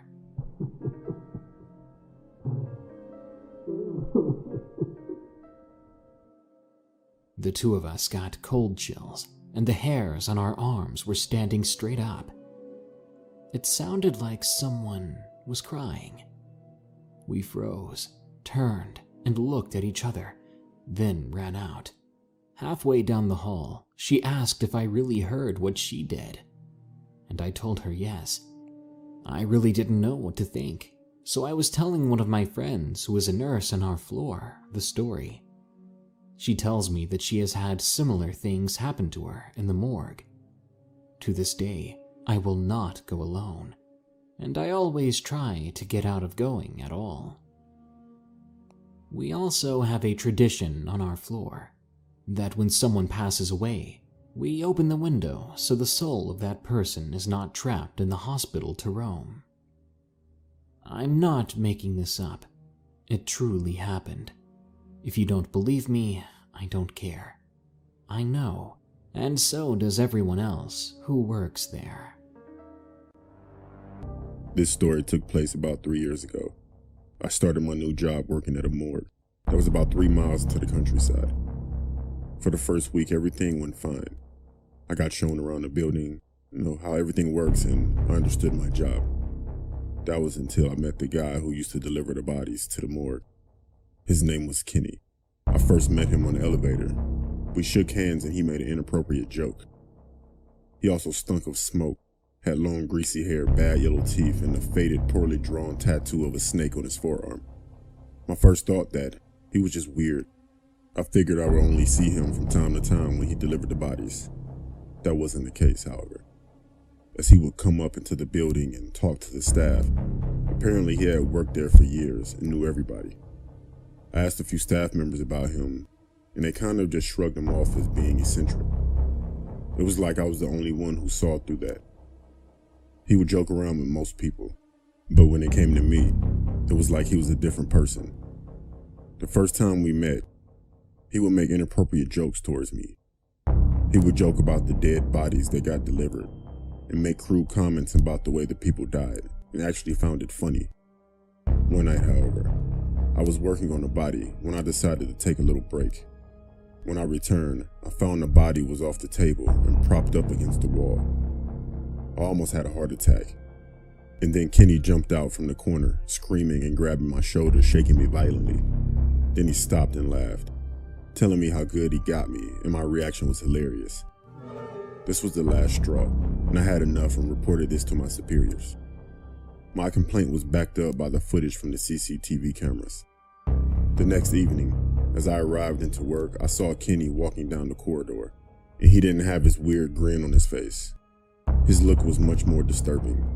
He looked furious, like he was a different person. He passed by me while giving me the worst stare I've ever seen. I was told later that he had been fired. I was a little bit surprised. I didn't know what they would do. I didn't know they were firing him exactly, but I was kind of relieved. That night, I finished work around 3 a.m.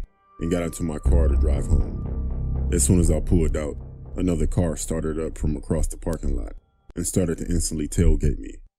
Like I said, the building was located in the country, so there were no other cars on the road. At first, I didn't know who this was. I pulled over to see if the car would keep going, but as soon as I pulled over, the car slammed on its brakes.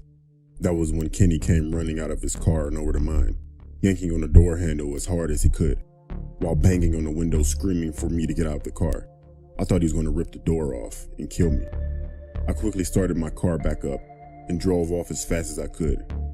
I saw Kenny get into his car. For some reason, he didn't chase me. I'm not sure if his car wouldn't start or he just decided not to pursue me. Either way, I was relieved. I later informed my superior of what happened.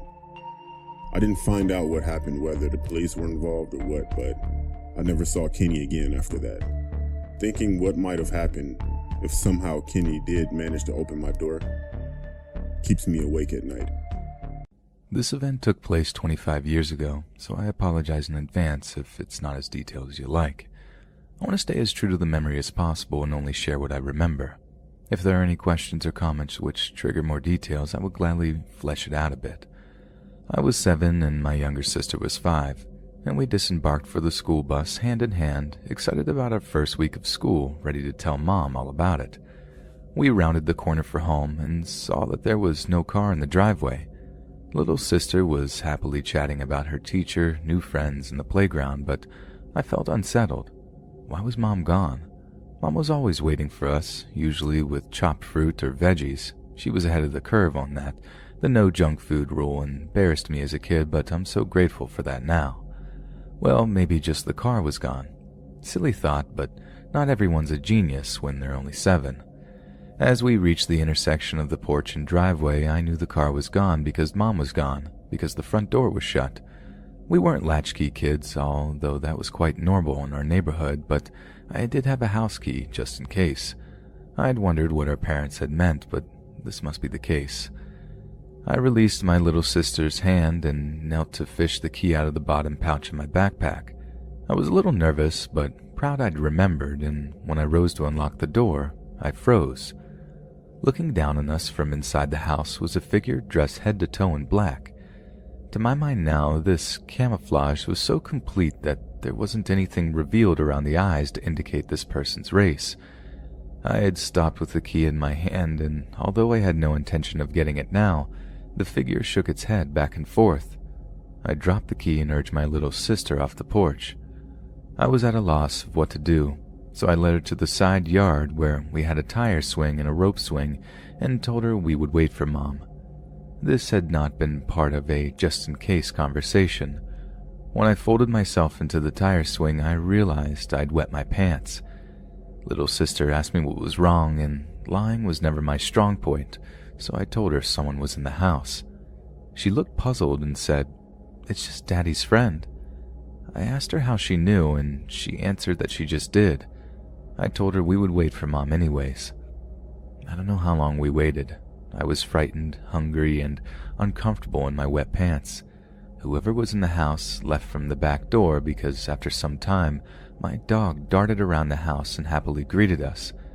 The fence was being redone in the back, and everyone who lived in their house knew to put him on a chain rather than let him run freely and escape through the gaps. Upon Sonny's arrival, little sister was ready to go in, and I was not. We argued in the way kids do, exchanging witty insults such as dum-dum and stupid head, but I was able to win the battle due to the merit of my age. Mom finally pulled into the driveway, and Sonny and I beelined for her.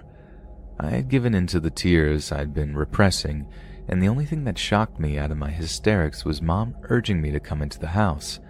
I managed to tell her about the man in black, and little sister chimed in with Daddy's friend, and then Mom ushered us into the car, even Sonny, and drove a few blocks to her friend's house. The police were called, we were questioned together and separately, and were left with Mom's friend while she and the officers walked through the house. There had been a break-in focused on the basement, Dad's territory, and my parents' bedroom. If anything was gone, Mom didn't know what it was, and Dad feigned innocence in relation to his friend. Nothing like this has ever happened again, and when I asked Mom if she remembered it, she told me the past is better left there.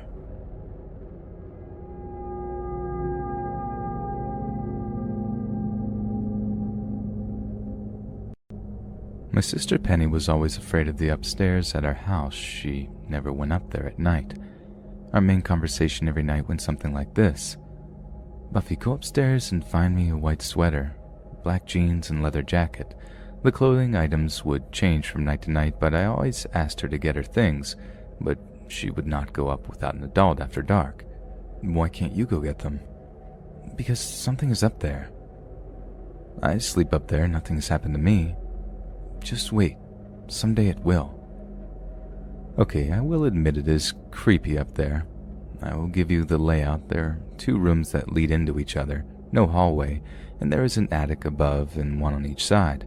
The house is well over 100 years old, and there is a banister over the stairs, but it is closed off by a door. I remember Penny coming home from dates, and before she would take her boyfriend upstairs, she would send him up with a flashlight to check the closets and under the beds, even though I was in one of those beds. Once, when our mother asked her why she would not sleep upstairs in her room, she rattled off numerous reasons. "You can see small lights come out of the closet, and you can hear footsteps and heavy breathing in the attic, and there is always a sense of being watched a little too closely." I would respond, That's ridiculous. I had never seen or heard anything. My mom would say, "She's okay, she can sleep wherever she wants. She's not hurting anything." I think my mom knew, but since nothing was bothering me at the time, she overlooked it. Better to have one daughter on the couch than two. I even took this problem to my dad, being as he was always on my side, and Mom seemed that she was always on Penny's side. Eventually, my sister got married and moved out when she was 18 and I was 11. Then I guess the ghost or whatever thought it was my turn, and this is my experience. In the attic, I would hear stomping. And it was not just one attic, it was all three spaces. There were whispers in the closet like two children having a conversation. The conversation I overheard were from talking about dolls. Sometimes they were trying to figure out what happened to someone named Uncle Doffy, and sometimes it sounded as if though they were discussing how they could run away. I did not get a bad feeling from the girls in the closet. I was always being watched all day and all night and lived in a constant state of panic. When I was upstairs, every nerve was on edge. The worst thing was this big black shadow in the middle of the night was asking where Penny was. The voice wasn't the voice of a kid. It sounded like it came from someone who smoked 4 packs a day for 50 years. The black shadow asked my sisters 6 times every night. When I would not answer out of fear, the shadow would throw things at me. Books, figurines, even pictures. Then it was my turn to sleep on the couch. And then I understood my sister. It wasn't an excuse, she actually heard those things. I never understood why I didn't until after Penny moved out and I was bullied by this ghost or whatever it was. That's what this entity was. A bully, something that always had to have power over us, the young powerless sisters that lived in the home. Fast forward 2 years, after Penny was gone, she had her own home. My oldest sister Jeannie couldn't afford the house she was renting due to being in the middle of a divorce, brought her 3 kids and moved in with us. Jennifer, which was 5, Kevin, who was 3, and Amanda, who was 2, which meant Jennifer would be staying with me and we were both expected to sleep upstairs. We were woken up all the time by stomping, and when Jennifer would start to cry from being scared, I would tell her it was because the house is old and that's what old homes did. They settled at night. Exactly what my mom always told me when I heard odd noises in our home. Jennifer's 6th birthday rolls around and my mother buys her one of those creepy clown dolls. You know, the ones with a plastic head, a wire body under its clown clothes, and has the most insanely evil laugh. That clown was always going off by itself at night, never during the day. One night I decided that I had had enough, so I got out of bed and went over to take the batteries out. But when I opened the battery pack, no batteries were inside. I told my mom and older sister, but no one cared, or they thought it was an overactive imagination. Penny believed me. So the next day I got up and threw it in the attic, but it would still go off in the middle of the night. Then one day I came home and the doll was out of the attic and sitting on the chair across from my bed. When I asked who put it there, no one knew. We ended up burning that doll. Penny came and burned sage in our home. Now that I'm grown up, my kids who like to stay with my mom always tell me about their things being moved and their chargers being jerked from the wall. But I still feel that it waits to this day for Penny to come home. Maybe because she feared it the most, I don't know. But I know that that bully brought me a lot closer to the sister whom I couldn't possibly live without now.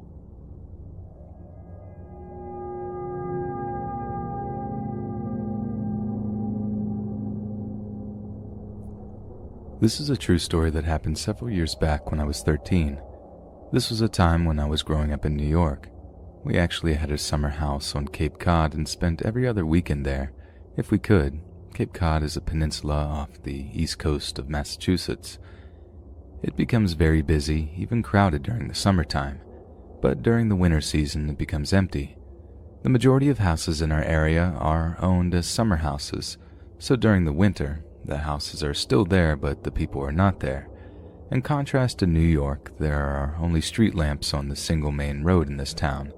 The main road goes from the town center to the beach. Aside from this road, all the others are dark and very black at night.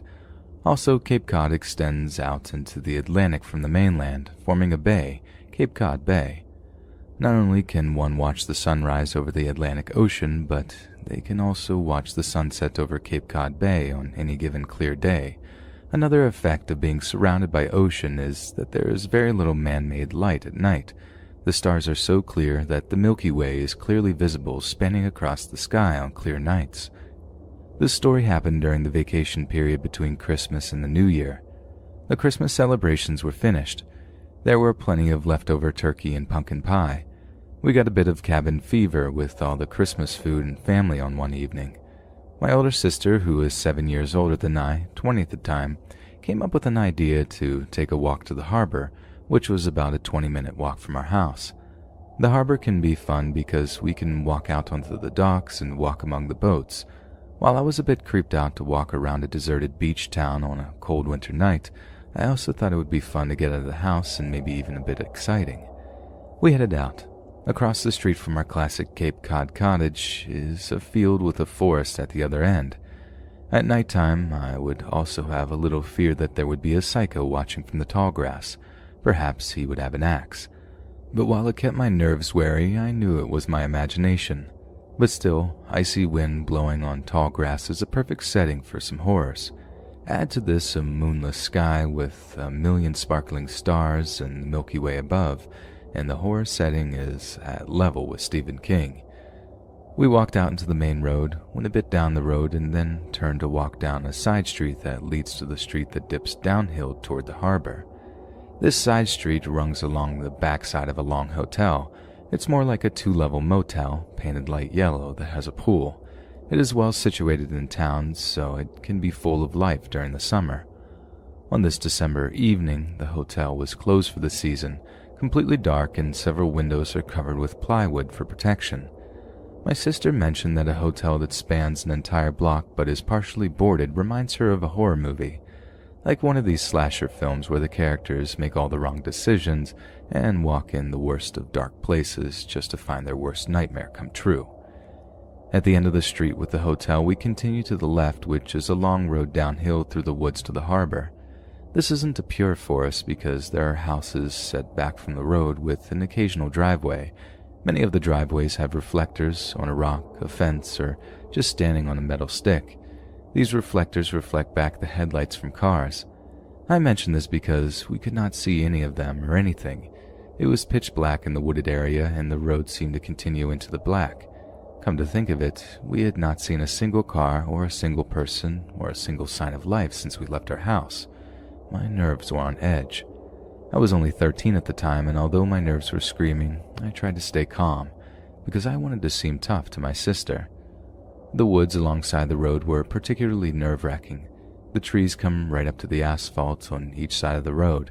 They provide many opportunities to hide someone or something. The houses beyond the woods were dark, because rarely did vacationers come here in winter. I started to notice that my sister was also starting to lose her nerves, and that's when I felt it. I felt a flush of energy move up the back of my neck. It makes it feel like the hairs are sticking out on end. This is a feeling I get when I'm being watched. It's hard to describe this feeling, but I still get it today. Sometimes when someone is looking at me from behind, it's either some kind of sixth sense or it's just my imagination working with my intuition. We were now midway into the wooded area, down the hill towards the harbor. I was sort of starting to lose it and was just about to stop pretending not to be freaked out and tell my sister, "Let's go back," when she suggested it. She said, "It's late. Maybe we don't have to go all the way to the harbor." I replied back, "Yeah, plus it's kind of creepy and dark down there." The back of my neck was shivering and I felt my body shudder as it wrestled between acting relaxed and flipping the switch to fight or flight mode.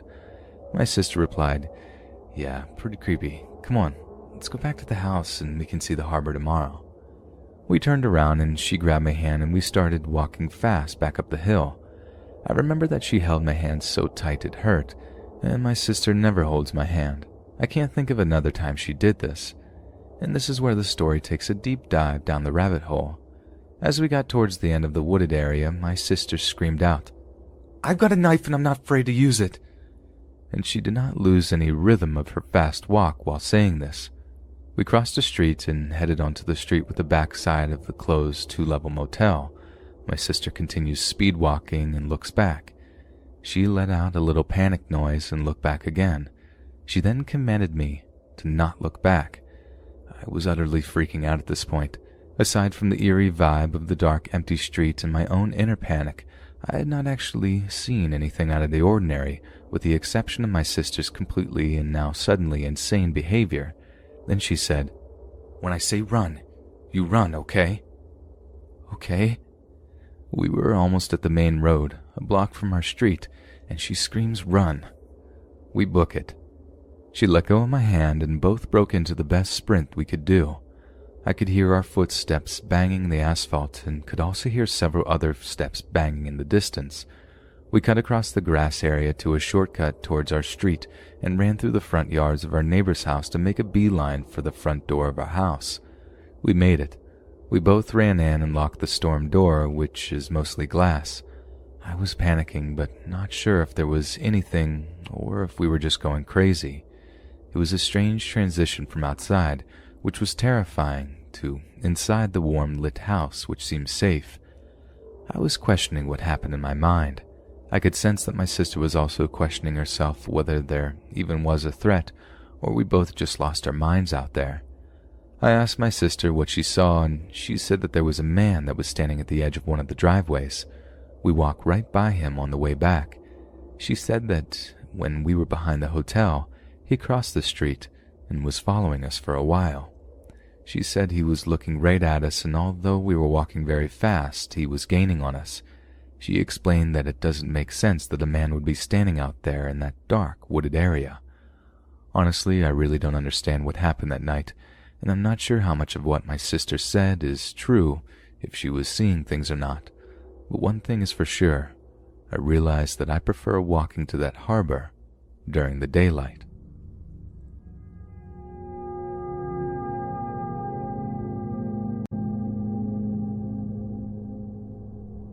For most of my childhood, my family and I lived one house away from a creep. For the sake of the story, I'll call him Mr. Stan. Our old neighborhood started at the top of a hill and went down to a small lake where the road turned right and branched off into a cul-de-sac and another residential road. Mr. Stan's house was at the top of the hill and ours was in the middle. Mr. Stan lived in the neighborhood long before we moved in. It's hard for me to remember any vivid details about him as I was very young at the time, but what I do remember is that every time he saw us, his face would scrunch up as if though he smelled something terrible. There was one house between his place and ours, something I'm very grateful for. I don't know what life would be like if we had to live right next to him. Right from when we were little, my parents were very strict about walking past Mr. Stan's house. They told us that Mr. Stan was sick in the head, and if he ever asked us to come into his house, we were to never, ever be allowed to do so by ourselves. For years, no one told us exactly why Mr. Stan was bad, but we didn't need details. We just knew to avoid him. The look he gave us whenever he was working on his car or planting flowers in his garden was enough. When my sister and I would walk up the hill to school, we would cross the street when he got to his place just to be safe. Like I said, I don't remember very much about Mr. Stan, and his twisted story begins long before I was even born. For this, I turned to my mom to fill in the details. My mom said that before we ever moved into the cul-de-sac around the late 70s and early 80s, Mr. Stan already had the reputation of being a heavy drinker. He would get drunk and go over to the house of the family right across the street from us to do terrible things to the daughter while she was babysitting. The daughter tried to tell her mother about it, but since she was a rebellious child, her mother didn't believe her. Her family and Mr. Stan's family were actually good friends. Mr. Stan worked as a corrections officer, and soon accusations surfaced that Mr. Stan and another officer regularly would do terrible things to their coworkers' kids. Mr. Stan was able to avoid conviction by ratting out the other officer, but in the process he lost his job. As far as I know, he never really worked after that. Mr. Stan had 2 daughters of his own, and while the older one claimed she was touched and suffered from mental problems as a result, the younger one said she was never mistreated in any way and grew up to be a very positive person. Mr. Stan's wife stood by her husband and claimed he was innocent throughout the whole ordeal. Ironically, the older daughter's emotional instability resulted in her children going to live with Grandpa, More on that in a moment. When my family moved into our house in the cul-de-sac, our next-door neighbor, a kind but nosy old man, told my dad to keep my sister and I away from Stan. He told my parents the gossip and Mr. Stan's history with children, which understandably horrified them both.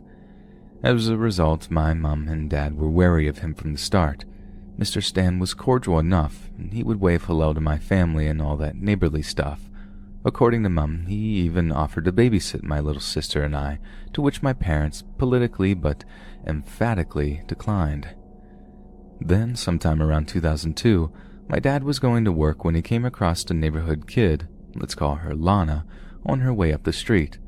My dad is a chatty person, and so he asked Lana what she was up to. Lana told him that she was going to Mr. Stan's house to give him a back rub. Dad knew that something was off, and so he told Lana's parents. To his surprise, they weren't alarmed at all and said that sort of thing happened all the time. According to Mum, when Lana was older, Dad asked her if Mr. Stan ever acted inappropriately toward her during those visits, and her answer was definitely. When my sister was in kindergarten and I was in grade 3, Mr. Stan's grandkids came to live with him and his wife for reasons I mentioned earlier. My parents couldn't believe this was allowed by anyone, especially considering the allegations and neighborhood gossip around Mr. Stan. His granddaughter was in the same kindergarten class as my sister, and his grandson was about my age. Mom told me that it was so disturbing to see the sweet little granddaughter at school every day and know what was probably going on behind closed doors. My parents have always had strong morals, particularly my dad. They would often talk about what they should do. They wanted to report Mr. Stan to the authorities before any harm could come to his grandchildren. Mom and Dad knew that if they reported Mr. Stan, they would be putting themselves at risk, and the rest of the neighborhood was no help. Mom said it was as if they were all hiding under rocks and turning a blind eye to what was happening. In the end, my parents' strong morality won out, and they decided, with the risk of being exposed as whistleblowers, to report Mr. Stan to the principal at my elementary school. The principal in turn called the ministry, who sent people to Mr. Stan's house for home visits and investigations. In the end, it was decided that the grandchildren would be removed from Mr. Stan's house. Mom isn't sure how it happened, but somehow it was leaked that my parents were the ones who reported Mr. Stan. She thinks Lana's family may have had a hand in it, and as Mom put it, that's when the real fun began. Mr. Stan was no longer friendly toward my family. No more waves, no more chit-chat. Instead, he would target my mom with his car if she was walking down the road alone, or scream obscenities at my dad as he went to work. A few times he crossed the center line to scare us if we passed each other while driving. He told my dad that he ruined his life and that he was a horrible person.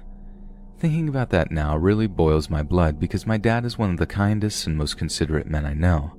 Mom was miserable and wanted to move, but Dad, as unshakable as he is, said he wasn't in a hurry. Mom told me it took 3 years of house hunting before she finally convinced Dad it was time to go. Only after all of this, when we had been living in our beautiful new home out in the country, did I finally start to uncover the details of the story, but sadly, it doesn't end there. After we moved out of the cul-de-sac, Lana and other girls who were now grown up came forward to report Mr. Stan and what he had done. He was hauled into court for a second time, and this time there was no one he could rat on to save himself. The testimony against him was building up. My parents followed the trial in the newspaper. They wanted to see him put away for all of the terrible things he'd done. I have no memory of these proceedings, of course, and nobody wanted to explain it to me. I don't blame them. Mr. Stan was not only a former corrections officer, but now he was also convicted. He knew he would not last long if he went to prison. So, on a quiet morning 1 week before his sentencing, Mr. Stan took a hunting rifle and shot himself. The folks who moved into Lana's house after her family left were walking their kids to school when they heard the shot. Mom tells me the image of that scene haunts her to this day.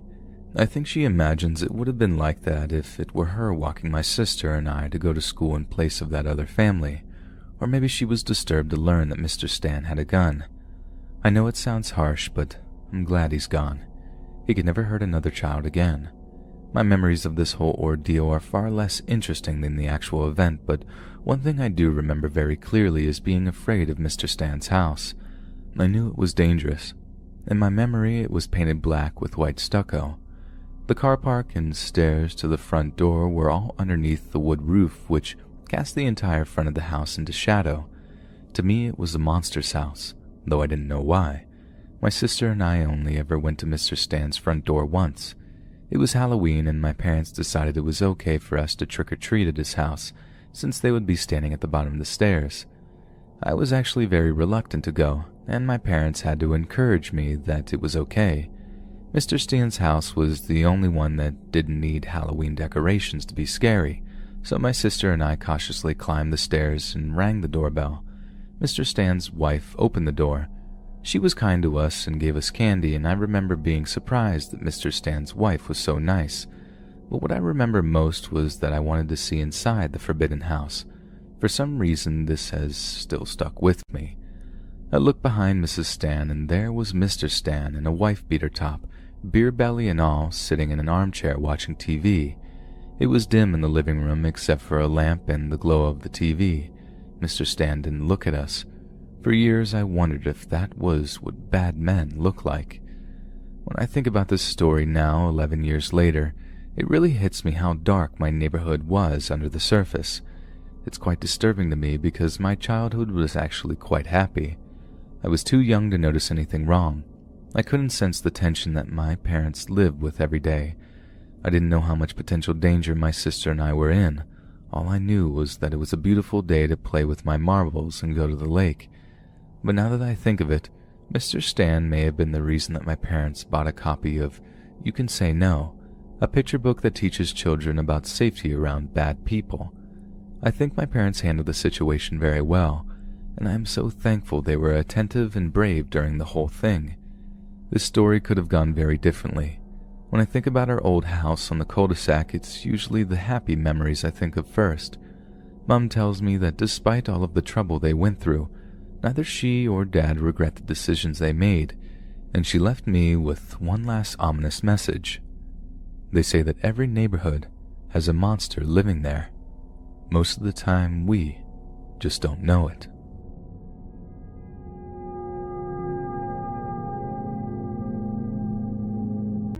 When I was as young as 14, I started working at various gas stations in my town.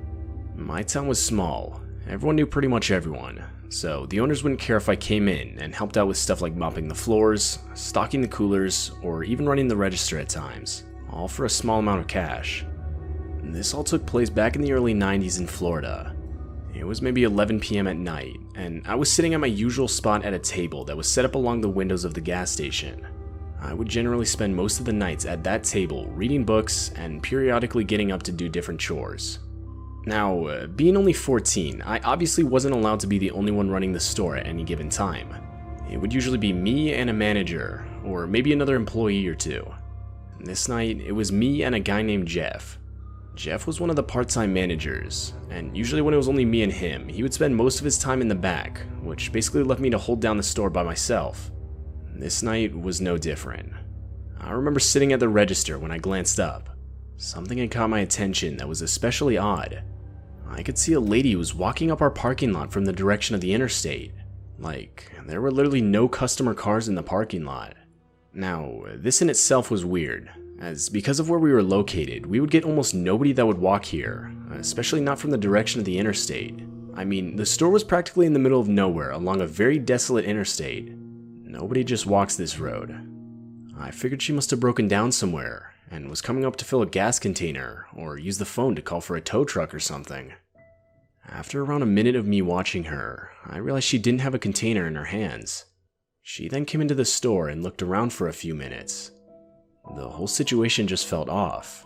I remember getting a strange and disturbing vibe from her, just from the way she was looking around the store.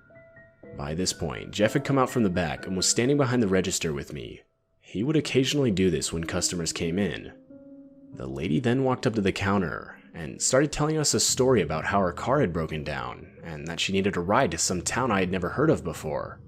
Jeff promptly responded, saying that he was working and that there was no way he could take her, as he was the manager and couldn't leave me here alone. That's when the lady turned to look at me, as if to get my response. Before saying anything, I looked back at Jeff, who looked at me with a very cold and hard stare, subtly shaking his head as if to say no. And that was my assurance that I knew that he knew something was off about this lady. Now, before I could respond, she turned back to Jeff and pointed at me, asking if I could take her. Jeff quickly and sternly responded that I was too young to drive, and said there was no way we could help her. I obviously didn't argue with Jeff about his response on my behalf, as to be quite honest, this was completely out of character for him. Jeff was normally friendly and even chatty with the customers, and this further supported the fact that Jeff knew something was off about this lady. The lady, now clearly infuriated, cussed us out and left. As she walked back down the parking lot, I kept an eye on her. I noticed she had stopped at the end of the parking lot, right next to the interstate itself. I also noticed she was now on a phone call, and waited for maybe 2 minutes when a car pulled up, stopped right next to her, and let her in as if the car was expecting her. The whole situation was weird, yeah, but I never truly realized how much danger I was actually in that night, until a while later. Almost a year passed. It was night, and I was in my bedroom falling asleep as the TV was on in the background. I don't know what channel it was on, possibly some news channel or something, but regardless, something I heard on the TV snapped me wide awake. I sat up to look at the TV, and was greeted with the mugshot of a lady on the screen. As soon as I saw her, I immediately knew. That was the same lady that I had been in the store with almost a year prior, and who tried to lure either me or my manager to drive her into town. I was 100% sure that was the same woman. It turns out the lady was Eileen Warnos, who was later convicted of being a serial murderer with a confirmed 7 victims who were all men. Eileen would lure her victims out into the middle of nowhere, and that's where she would shoot them at point-blank range. What disturbs me most is how close I was to becoming one of those victims myself.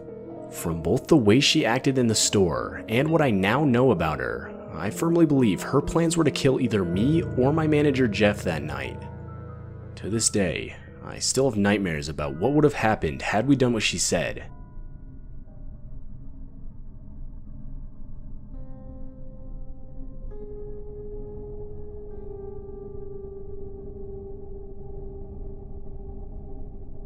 This happened to me and my wife back in the summer of 2017.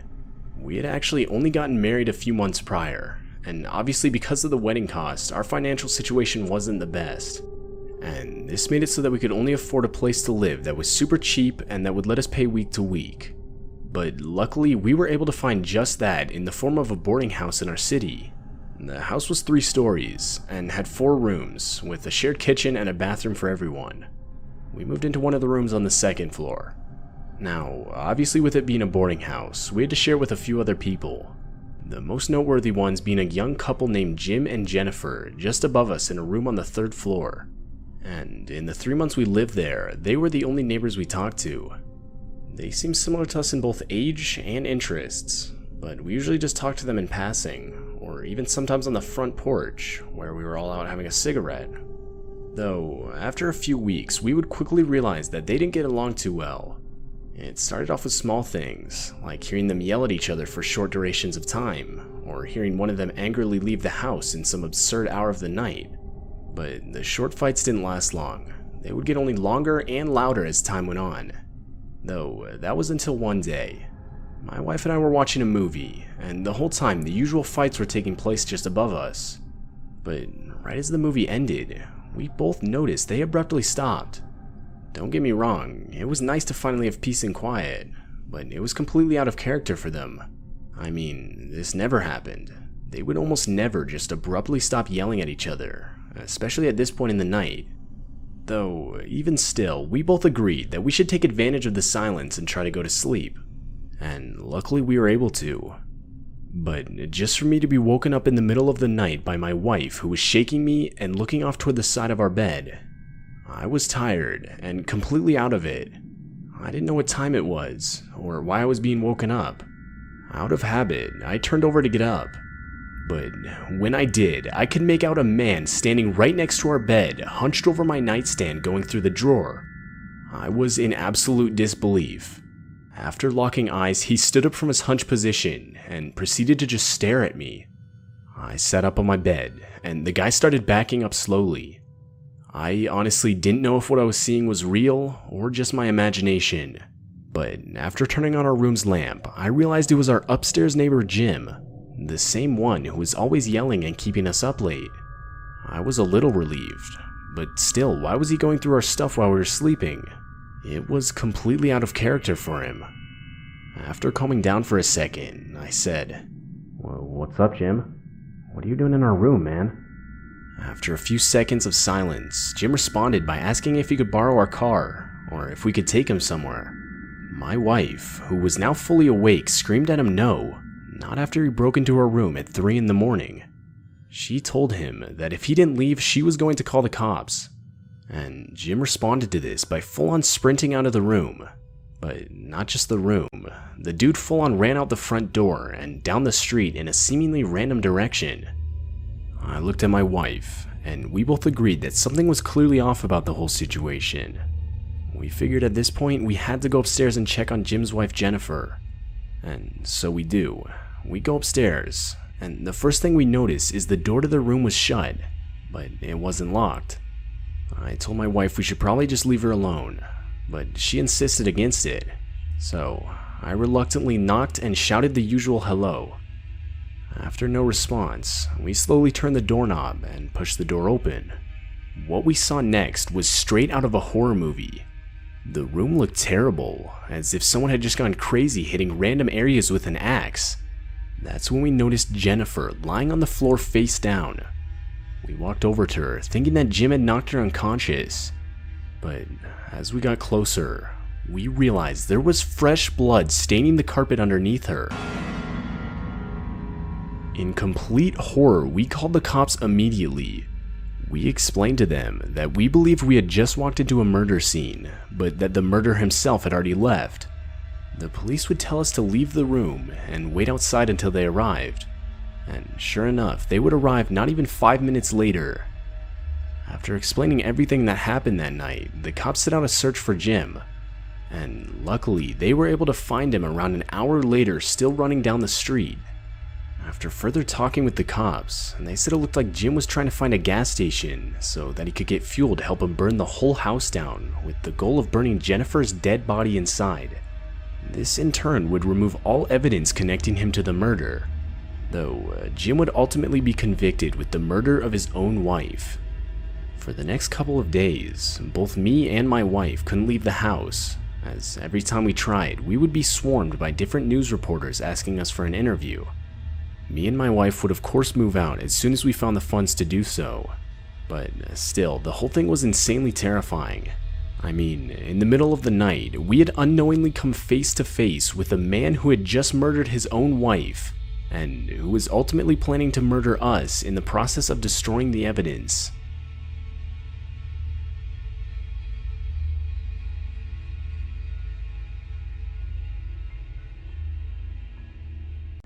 This happened 2 years ago, when I was working for a very large carpet cleaning company.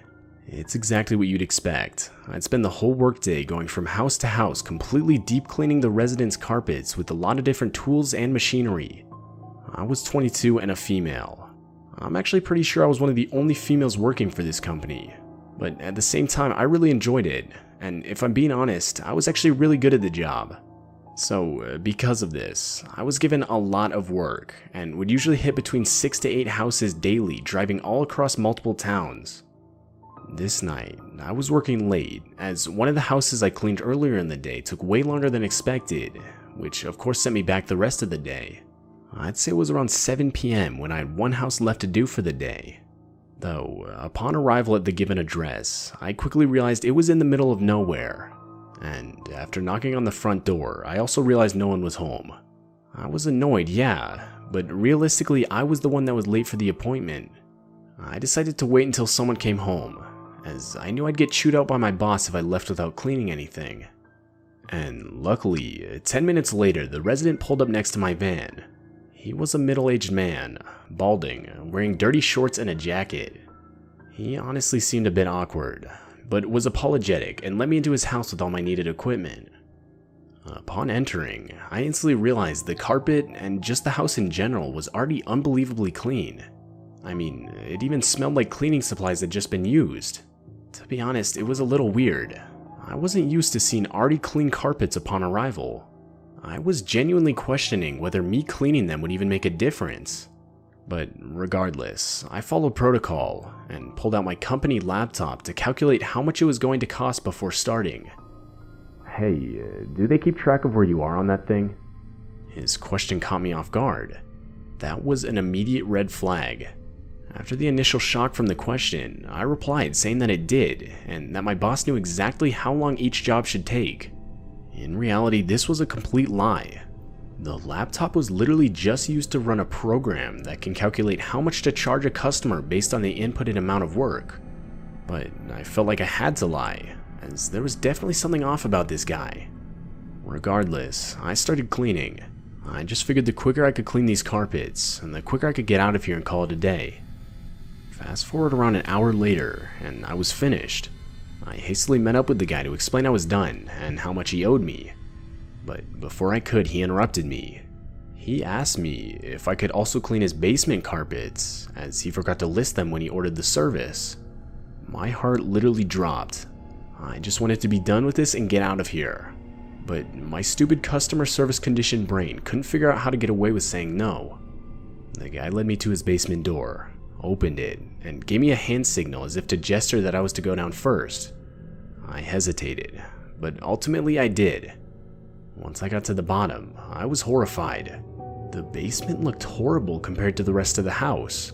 Not only was it unfinished with no carpet whatsoever, but there were clearly 7 deep freezers lining the walls. In the middle of the room was a lit, low-hanging ceiling light revealing an old television set, VHS tapes scattered all over the floor, and an old recliner facing the TV. Behind the set were 2 white shelves full of VHS tapes. The whole while I'm looking at the basement, the guy stood at the top of the steps blocking the doorway with a disturbing smile on his face. I looked up at him and said, "Yeah man, let me go get my stuff." With absolutely no intention of cleaning anything, I just wanted to get out of there. I held my breath and began to walk back up the stairs. The whole while, all I could hear was my own heartbeat in my ears. But as I got to about the 3rd stair from the top, the guy was still blocking the door, with still that disturbing smile on his face. I stood there for maybe 20 seconds, just looking at the guy, waiting for him to get out of the way, when I swear I could hear footsteps in the basement behind me. Out of pure instinct and adrenaline, without even looking back, I charged towards the guy in front of me. Luckily, I was able to break past him, and right as I did, I beelined it out of the front door and into my van parked outside. I was leaving thousands of dollars of cleaning equipment behind. But honestly, in that moment, I didn't care. I legitimately felt like my life was in danger. As I was pulling away, I glanced back at the house one last time, and I saw the same man looking out one of the windows, now with no smile on his face, but rather a cold, hard stare. I thought I could see another person, but I honestly don't know. The whole memory is sort of just a blur. The truth of the matter is that my boss would not have noticed I was missing for at least 24 hours when I didn't show up for my shift the next day. The next morning, I would call my boss, tell him everything, and ultimately quit that very day. As far as I know, they got the police involved, but I try to distance myself from the whole situation, so I really don't know what ended up happening. I suffered PTSD over this experience. That day still haunts me. And to this day, I can't explain what I found in that basement, or the sounds of footsteps I thought to have heard behind me. But one thing's for certain. I believe that man, and whoever else was there, had planned to kill me that night for some sick reason or another.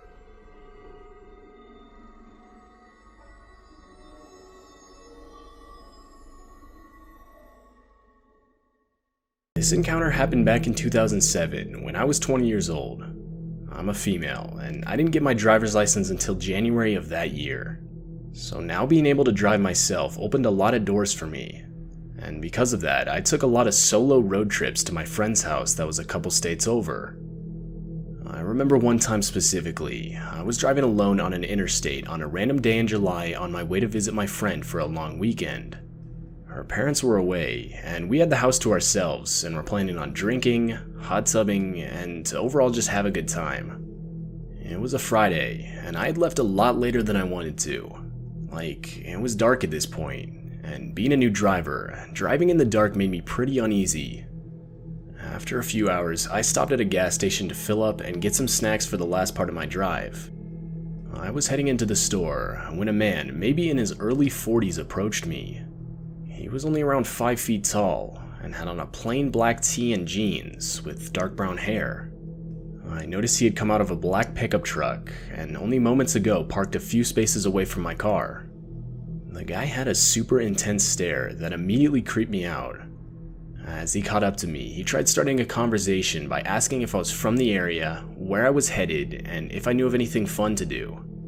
I quickly replied with no, shaking him off as just another creepy dude. Though, surprisingly, he then invited me to go play mini golf or catch a movie with him. Without even looking at him, I declined his invitation and continued towards the store. Quite honestly, I was shocked he asked me to do something with him. The whole vibe was off. It was pretty uncomfortable and just random. As I was entering the store, I could then hear him yell a stern "hey." It was super aggressive and uncalled for, that it even startled a family walking out of the store. Though, I just ignored it and continued inside. Shortly after, I could tell the guy followed me. He was clearly staring at me, so I went to use the bathroom and stayed in the stall for at least 10 minutes texting my friend about the guy. Thankfully, when I came out, I couldn't see him in the store anymore.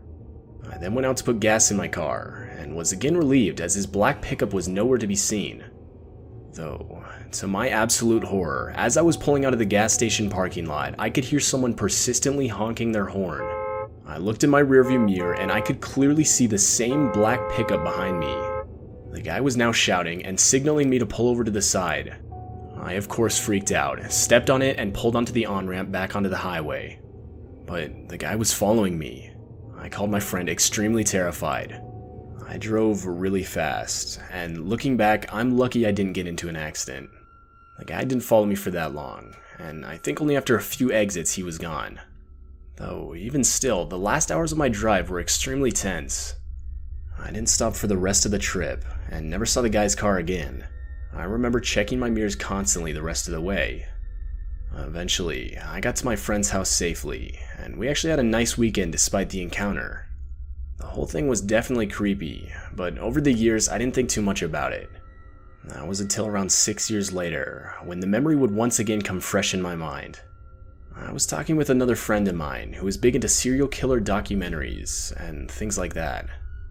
I remember at one point I had mentioned my encounter, jokingly suggesting that the man I had met was a serial killer, and explained to her my experience. She was fascinated, and therefore wanted to Google active serial killers in the area of where I experienced it all. But the first guy that came up made my heart drop. It was a man named Adam Leroy Lane. I instantly recognized the guy. There was no doubt in my mind, that was the same guy I had encountered at the gas station that night. Both the time and the area were a match. The man had 3 convictions. It was 2 counts of murder and 1 count of assault. This discovery has haunted me ever since, and caused me to be much more cautious in public at night. My heart goes out to the victims of this man and their families. I've been grateful every day since that I didn't become one of them.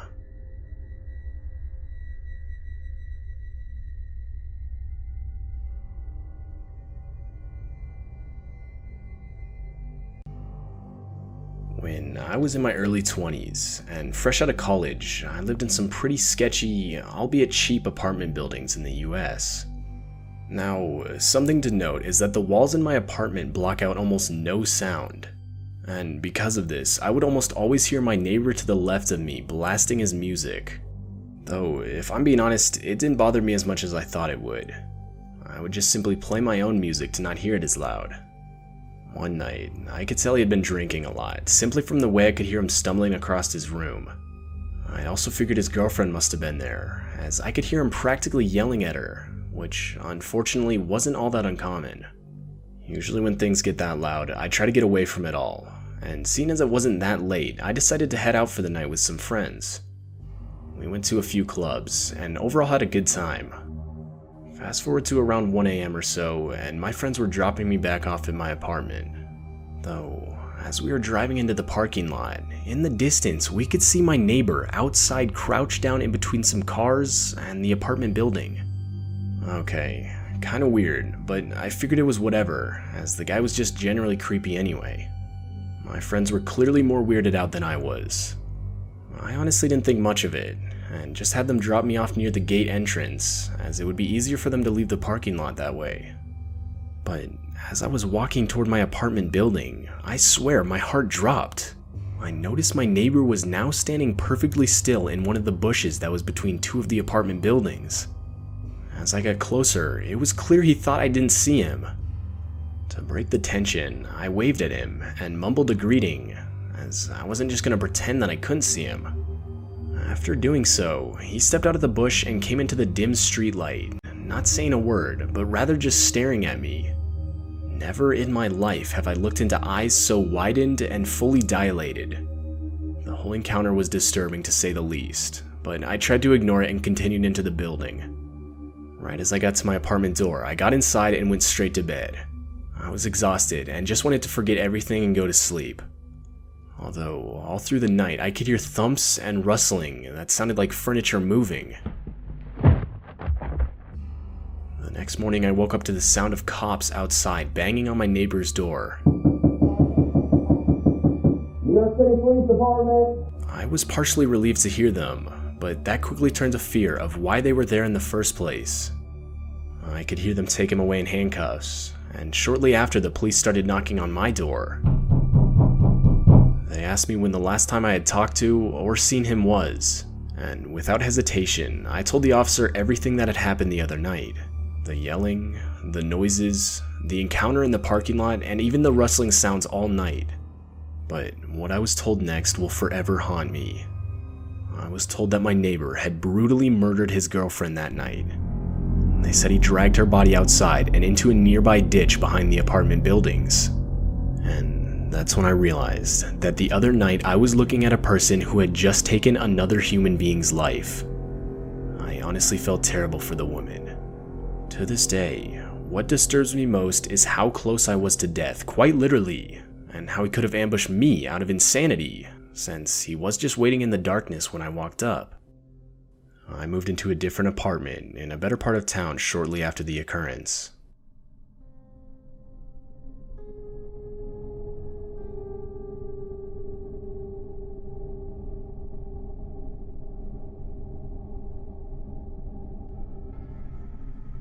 I'm a female and 22 years old. I just recently got out of a pretty abusive relationship, and honestly, I wasn't in the best place mentally because of it. If I'm being real, it was difficult for me to now have to go home each night to an empty apartment with just myself. Anyways, this night my friends had decided to take me to a hockey game to get me out of the house and potentially get my mind off of the breakup. It was a Friday night, and we had been consuming a decent amount of alcohol during the progression of the game. In the arena we were attending, there was this bar where you could buy as many drinks as you wanted, within reason of course. And following the game, we decided to head there for a few more before we left. It was a busy night, so especially considering the game was coming to a close, the line was decently long. During the duration of the time I was patiently waiting, I had started to speak with a couple guys right next to me. Shortly into the conversation, one of them spoke up and asked for my phone number. Looking back, I definitely should have said no, but in the state I was in, I gave it to them. After we had finally gotten our drinks, my friends and I decided to call it a night. We parted ways, but instead of calling an Uber and going back to my apartment, I very stupidly decided to text the man I had previously exchanged contact information with. He responded almost right away, saying he'd head over in an Uber and take me back to his place if I wanted. Again, I made a stupid decision and agreed. Eventually he showed up and we were off back to his place. Though the drive was a good 45 minutes. When we arrived, I quickly realized we were practically in the middle of nowhere. We weren't anywhere close to the city anymore, and as I looked around, I realized no other property was in sight. Quite honestly, without context, I easily would have mistaken his house for an abandoned building. It was that bad. But regardless, being as intoxicated as I was, I quickly disregarded all my suspicion and followed the man to the front door. As we entered, I quickly realized how clean the place looked from the inside. Like, think hospital level clean, even down to the smell. Without even offering, he quickly poured us a glass of seemingly expensive red wine. I thought nothing of it at the time, and from what I remember, he poured it right in front of me and even drank some himself. Though, that was the last memory I had of that night. The next thing I knew, I was in a bedroom with the sun now clearly shining through the window. The noise of a shower running quickly filled my ears. I was groggy and dazed when I woke up, but I slowly began piecing together where I was, who I was with, and just the overall situation I was in. As it came back to me, I realized I needed to leave immediately. I frantically began to search for my cell phone, clothes, and wallet. But it was no use, I couldn't find them. I rushed out of the bedroom in the hopes to just leave unnoticed prior to this man getting out of the shower. But as I was leaving, my heart sank into my stomach. All of the furniture and floors were completely covered with plastic shower curtains, which I distinctly remember not being there prior to me blacking out the night before. I quickly noticed all of my personal belongings were placed neatly on the kitchen counter, alongside a knife that clearly wasn't a kitchen knife, but rather a hunting knife or something like that. My instincts kicked in, and I instantly grabbed my things and ran out the door.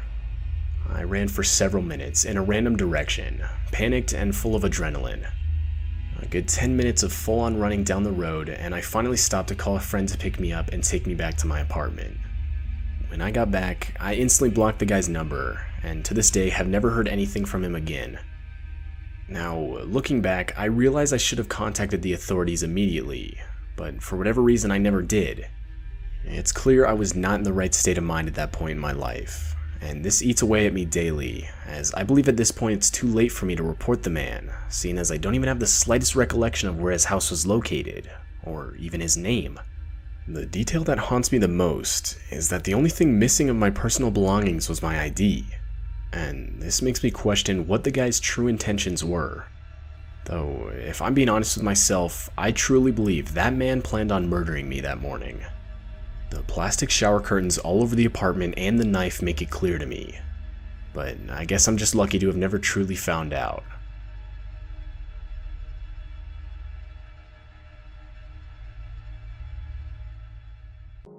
Now, this happened in my senior year of high school when I was 17 years old, about to turn 18. I'm a 5'3", 90-pound female who, from a very early age, has been lusted over by much older men. So by 17 years old, I had been experiencing it for 6 years now. So by that age, I was already very used to the really creepy gazes that I would randomly receive out in public.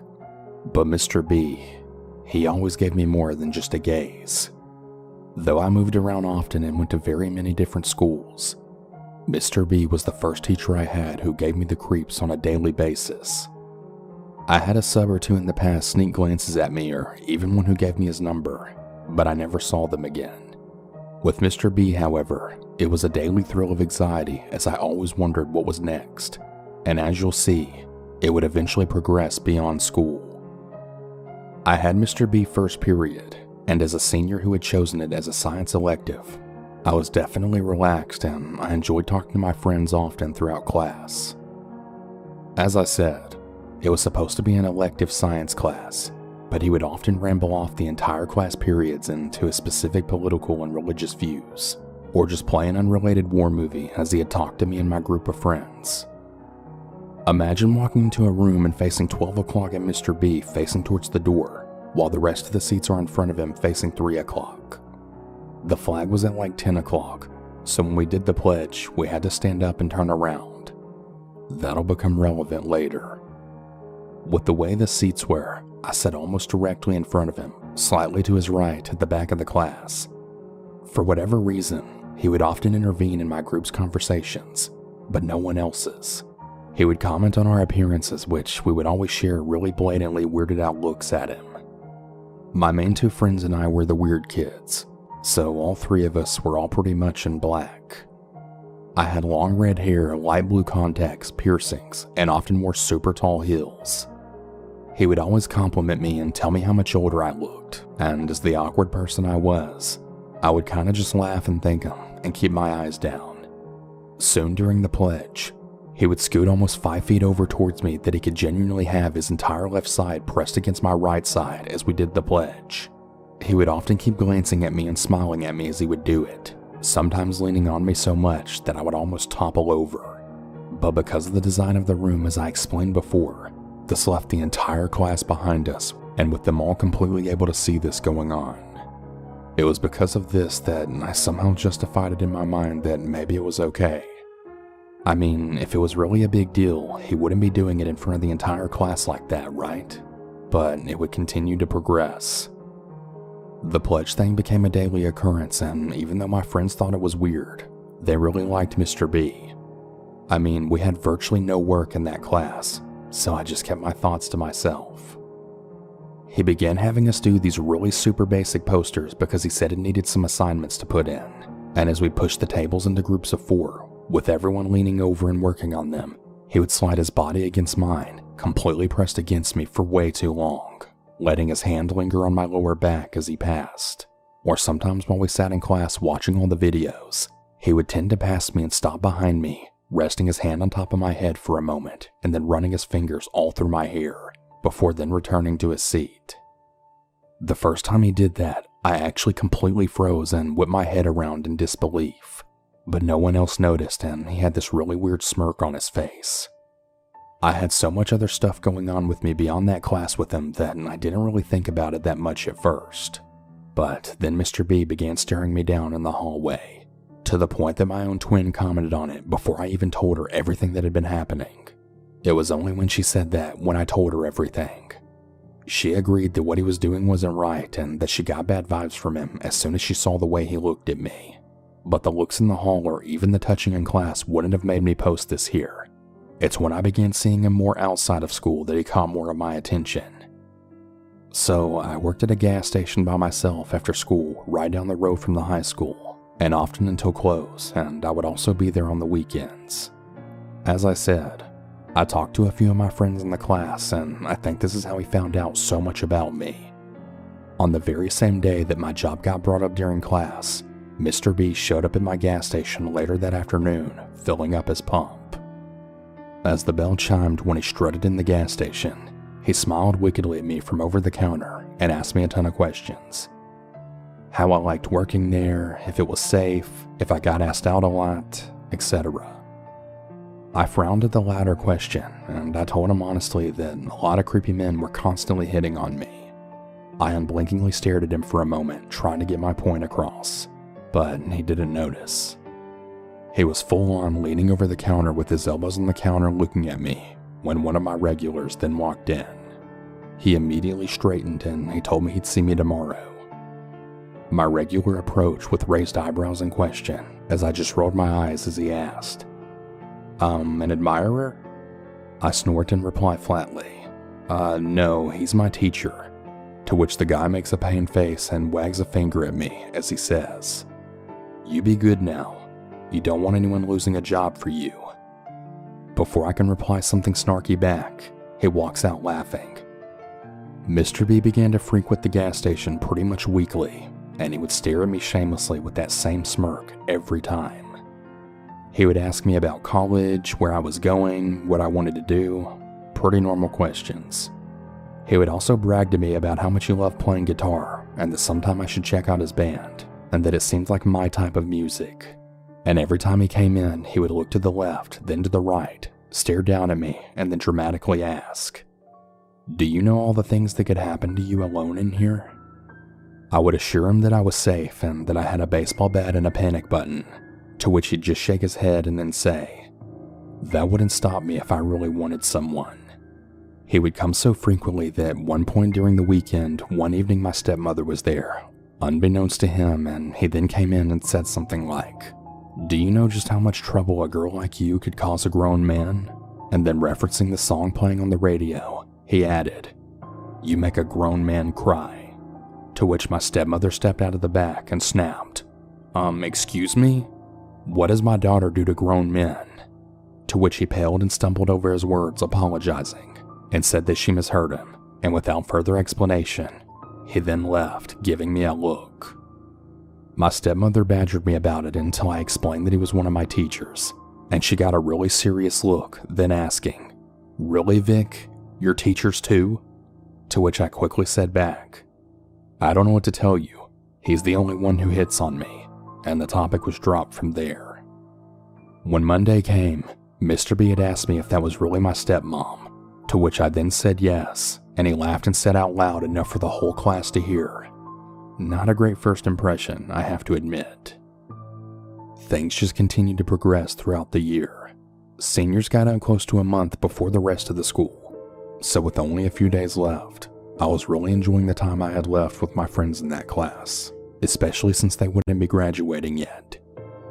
To get my scholarship, I had to do community service hours, and one thing I did towards earning those hours was being the captain of a Relay for Life team. I didn't make the shirts, but because my shirt had captain with my last name on it, Mr. B began darkly saying, "Oh Captain, my Captain," anytime I passed him, and he'd laugh. I was selling baked goods with my team at a small motorcycle festival in my town. It had monthly car shows and alike that we do this at, so I mean, it's not really as weird as it sounds.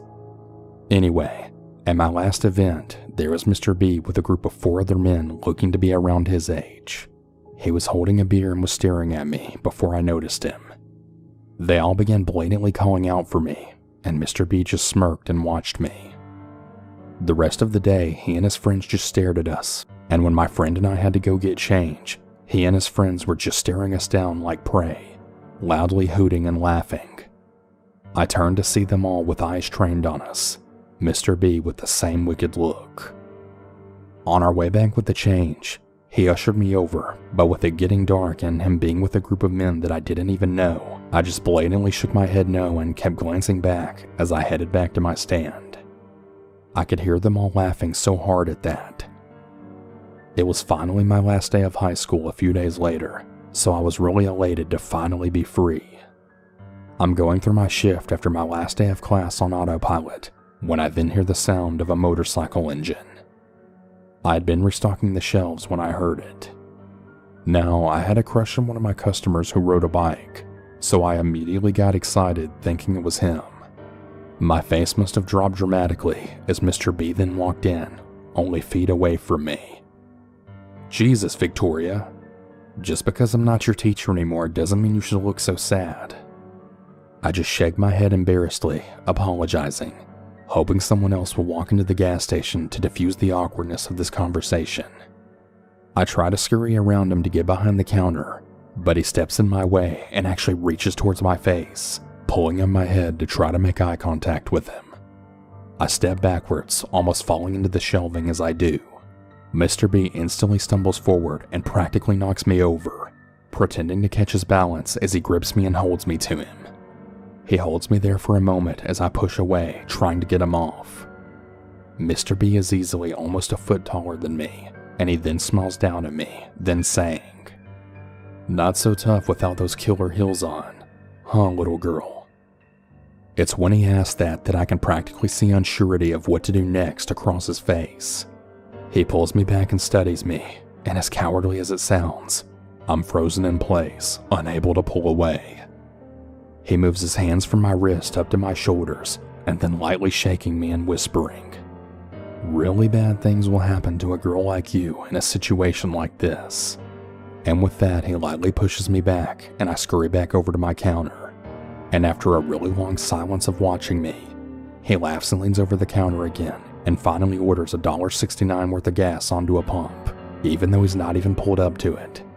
And as I hand him the receipt, he holds onto my hand, not letting go. He then says, "My first name is Ryan. If you ever want to message me on Facebook, we could listen to music and have some fun. And you," he says, looking me up and down, "be safe, Captain Red. You never know what can happen." He laughs again and actually squeezes my hand before walking out and revving up his bike. He looks at me through the glass door and actually has the audacity to blow me a kiss. He never got the gas. I was really afraid that wouldn't be the last of him, but it was. He came off and on during the summer before I left, but I worked the evenings and we were so busy we actually had 2 people working at a time, so he never said anything provocative ever again. Looking back, I really wish I would have said something, but so many people liked him, and as I said before, he would make it seem okay by doing it in front of the class. He only focused his attention on me in that class, and I don't know why. I wasn't even the best looking girl in the class. I haven't been back to that area since I moved for college a few years ago, and I really don't know if I'll ever go back because I met so many creepy people there. From what I've been told, he never went to that gas station again after I stopped working there. I know this doesn't sound that bad, but when it becomes something that I had to stress about every single day, and then seeing him randomly at work and elsewhere, it becomes unreal. So Mr. B, I really hope you never did that to anyone else. Please keep your hands to yourself, and seriously, I never ever want to see you again.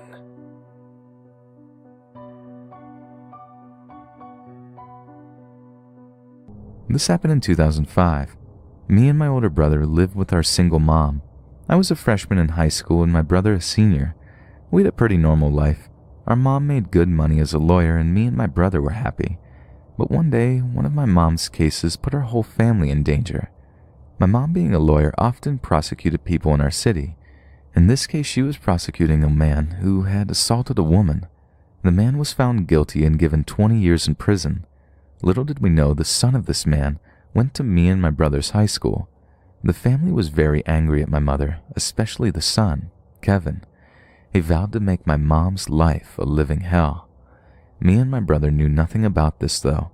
Our mom never talked about her work with us, and threats are nothing new for lawyers, so no one thought anything of it.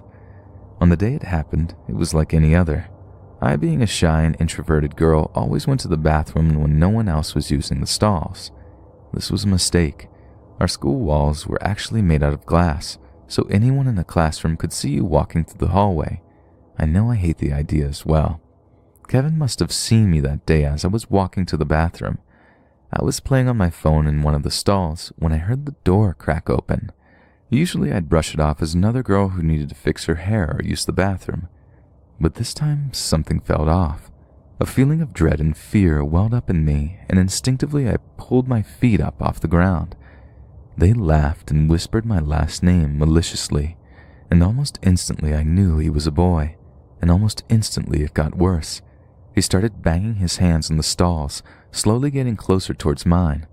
Now absolutely terrified, my mind raced with horrific thoughts of what he would do to me. Blinded with fear, I made a horrible decision to run past him towards the door. I jumped out of the stall and sprinted as fast as I could. This unfortunately didn't work. He cut me off and pushed me into the tile floor. What I looked up to still haunts me to this day. Kevin standing above me, his face covered with a vicious smile. I stood up meekly and took a step back. "What do you want?" I managed to whimper out, my face now covered in tears. He didn't answer. He just took one intimidating step forward and pulled out a small knife. The next part is a bit of a blur. He said something about not screaming and tried to back me up against the wall. Unfortunately for him, I kicked and screamed and punched, though I don't think it did much. I was a small, scrawny 105-pound 14-year-old girl, while he was a giant 17-year-old football player. I don't think I would have gotten away if it wasn't for the fact that we were in a bathroom. 2 girls walked in the midst of the chaos, giggling and talking. Through their screams and Kevin's surprise, I was able to bite onto Kevin's hand and escape his grasp. I ran into the bathroom screaming and crying for help. My first thought being to run to my older brother's English room. I trudged down the hallway slowly. Now that my adrenaline had gone down, I realized another danger. A hole in my shoulder and lower stomach was gushing blood. I hadn't felt it until now, but it seemed through our struggle, Kevin had stabbed me with his knife. Kids and teachers were now peering through the glass and coming out into the hallway to see what was happening. The 2 girls who had saw us in the bathroom were screaming, drawing a crowd. I started getting confused in the crowd of kids. My vision was getting blurred, and I felt lightheaded, the loss of blood probably affecting me. Everyone was screaming and running around, and the teacher's attempts to calm everyone was failing. Luckily, I found my brother through this. If I hadn't, I might have died. Running into him, he grabbed my shoulder, making me look up. This part is also a blur, but my friends and brother told me what happened next. My brother told me I had slumped over onto the ground right as I found him. My best friend also in the hallway told me my brother had yelled something like, "Help! My sister's bleeding!" This got the attention of everyone, and some teachers ran over to me and my brother. Students started calling 911 as a teacher and my brother tried to stop the bleeding. My brother has a big temper, so he started yelling at everyone and asking who had done this. The girls thought Kevin might still be in the bathroom, so my brother ran over there. And I wish my brother hadn't gone to the bathroom though, because all of the other kids followed him. Kevin apparently hadn't moved from the spot near the wall, and he hadn't even tried to hide the knife. My brother then proceeded to try and beat up Kevin. Luckily, though, classmates held him back. I was taken to the hospital, and Kevin was arrested. Kevin had actually damaged some organs when he stabbed me near my bladder, so I had to have immediate surgery with only a 40% chance of survival. They then put me in an induced coma because of the pain, and so I wouldn't rip any equipment connected to my body. I survived, but was in a coma for a month. When I was taken out of the coma, it was a tough recovery, partly because of the coma, but also because of the trauma of almost being stabbed to death. The school had covered up the story by the time I woke up. No one was allowed to talk about it, but the kids spread rumors anyways. I decided to recover for the rest of the year before going back to school, and then I returned to my everyday life. Though things have not been the same since that experience, my brother became really overprotective, and my mom quit her job, and Kevin was never seen again. I also have had recurring nightmares of Kevin since the incident. Now that I'm an adult, things have settled down for our family. And you know what? Even though Kevin tried to kill me and put me in a coma, I hope he's got himself figured out now. He obviously needed help, and none was given to him. Kevin, if you hear this, answer this question. Are you afraid of knives now? Because I'm afraid of bathrooms.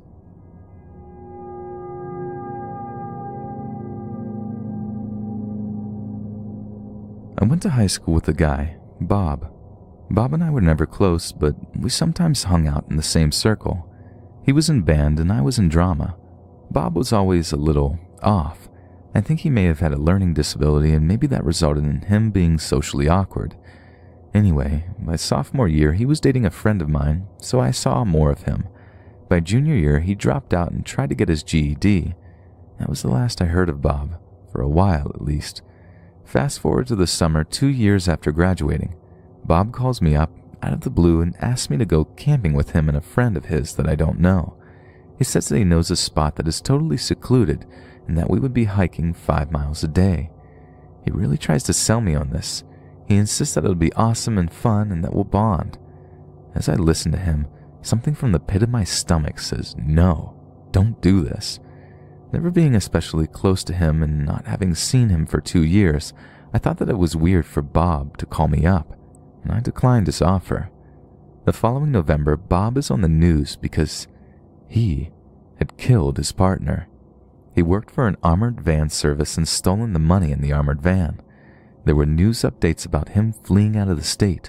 He was finally caught on a routine traffic stop, I believe. Anyway, when his case went to trial, his journal was entered into evidence. The prosecutor said that Bob wrote that he and his friend, the same one that was going to go camping, hatched a plan to become professional assassins. I believe that the camping trip he invited me on was all a ruse so that he could get me in a secluded place so that he and his friend could practice how to murder someone, namely me.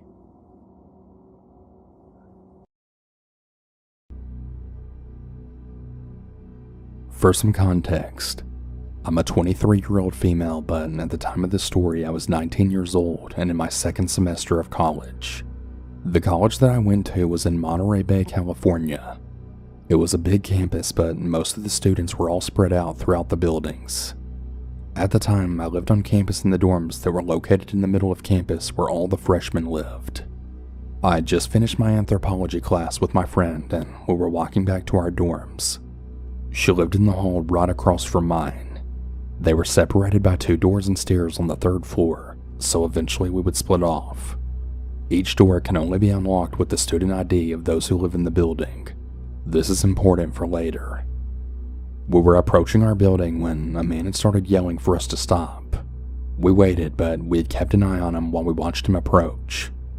I'm a bit of an uneasy person whenever I meet new people, so I always size up people that I meet. This man was slender and short, but slightly taller than me, with dark, messy brown hair and black circles under his eyes. He seemed off to me, so I remained cautious. He didn't have any books or a backpack on him, but he was holding a clipboard with a pencil. He started saying that he was approaching girls with a study he was conducting, that when someone is experiencing a loss, they can then feel better when they get the numbers of pretty women. Now, I'm a psychology major, so I kinda just laughed it off in my head. We both said sorry and no thanks, but he kept on persisting. Again we said no, but this time we actually mentioned that we both had boyfriends, so we didn't feel okay about it. I turned away a bit slower than my friend. As we began to walk away, his face turned to anger, and he actually reached to grab my friend's arm. Now the thing to know here is not only am I uneasy around strangers, but anytime I go anywhere, I always have a pocket knife on me. It didn't take me very long to flick it out at the guy when I then stood in between him and my friend. The surprised look on his face told me that he didn't expect one of us to get defensive about him grabbing us, but he still just stood there watching me. I then told my friend to run to the stairs. It didn't take her long to get to the top, and she had her keycard fully ready to unlock her door. I told him if he followed either of us, I wouldn't hesitate to use my knife on him.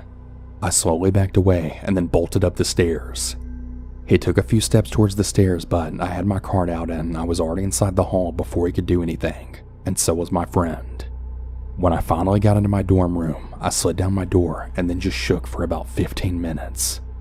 I eventually made my way to class and I explained everything that happened to my professor. She told me to email my RA and have my friend do the same. After class was over, I went straight to my room and sent the email. My friends and I decided from that day on that we would always walk together everywhere. Nobody went anywhere alone. 2 days later, there was a school-wide email alert. The guy that had confronted us wasn't even a student at all. He had apparently been stalking girls to their dorms and then trying to get into their rooms. University police were looking for him, but to my knowledge, he was never found. I never went anywhere on campus alone without a knife, and my friend got pepper spray so that if I wasn't there, she had something to defend herself. I don't want to even imagine what would have happened if I wasn't prepared, or if either of us was alone. I just don't want to think about it.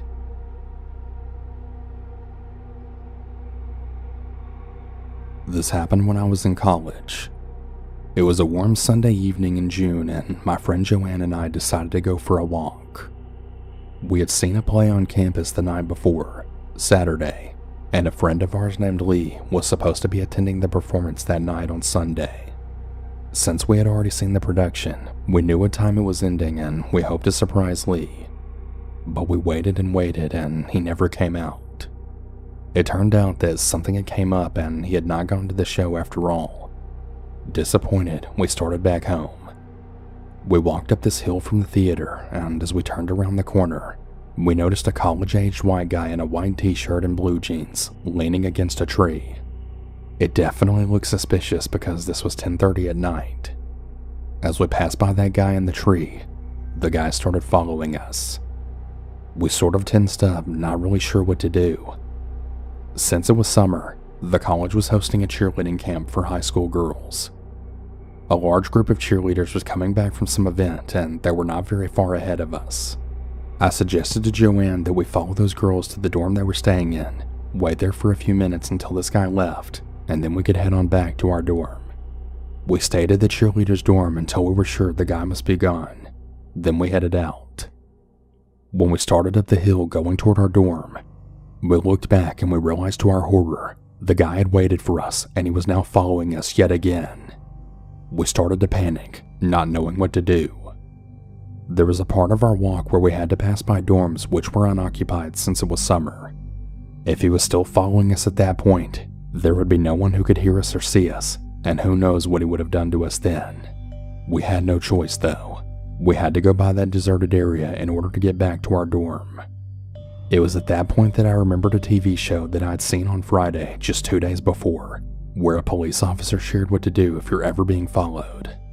He said that what the perpetrator is counting on is the element of surprise. So if you're being followed, you should then turn around so you're directly facing them, plant your feet firmly, and just stare hard at them. It lets the person know that you're very aware of them and that you're standing your ground. And that's exactly what I did. I spun around, crossed my arms with my feet firmly planted, and stared hard at the guy. Amazingly, it actually worked. The guy stopped, not knowing what to do, then gradually backed off, finally turning around and then leaving. I stayed where I was until he was finally out of sight. Then Joanne and I ran as fast as we could until we were finally safely back in our dorm. We didn't go for any late night walks after that. I thank God that I had seen that program 2 days before. It really saved us from God knows what.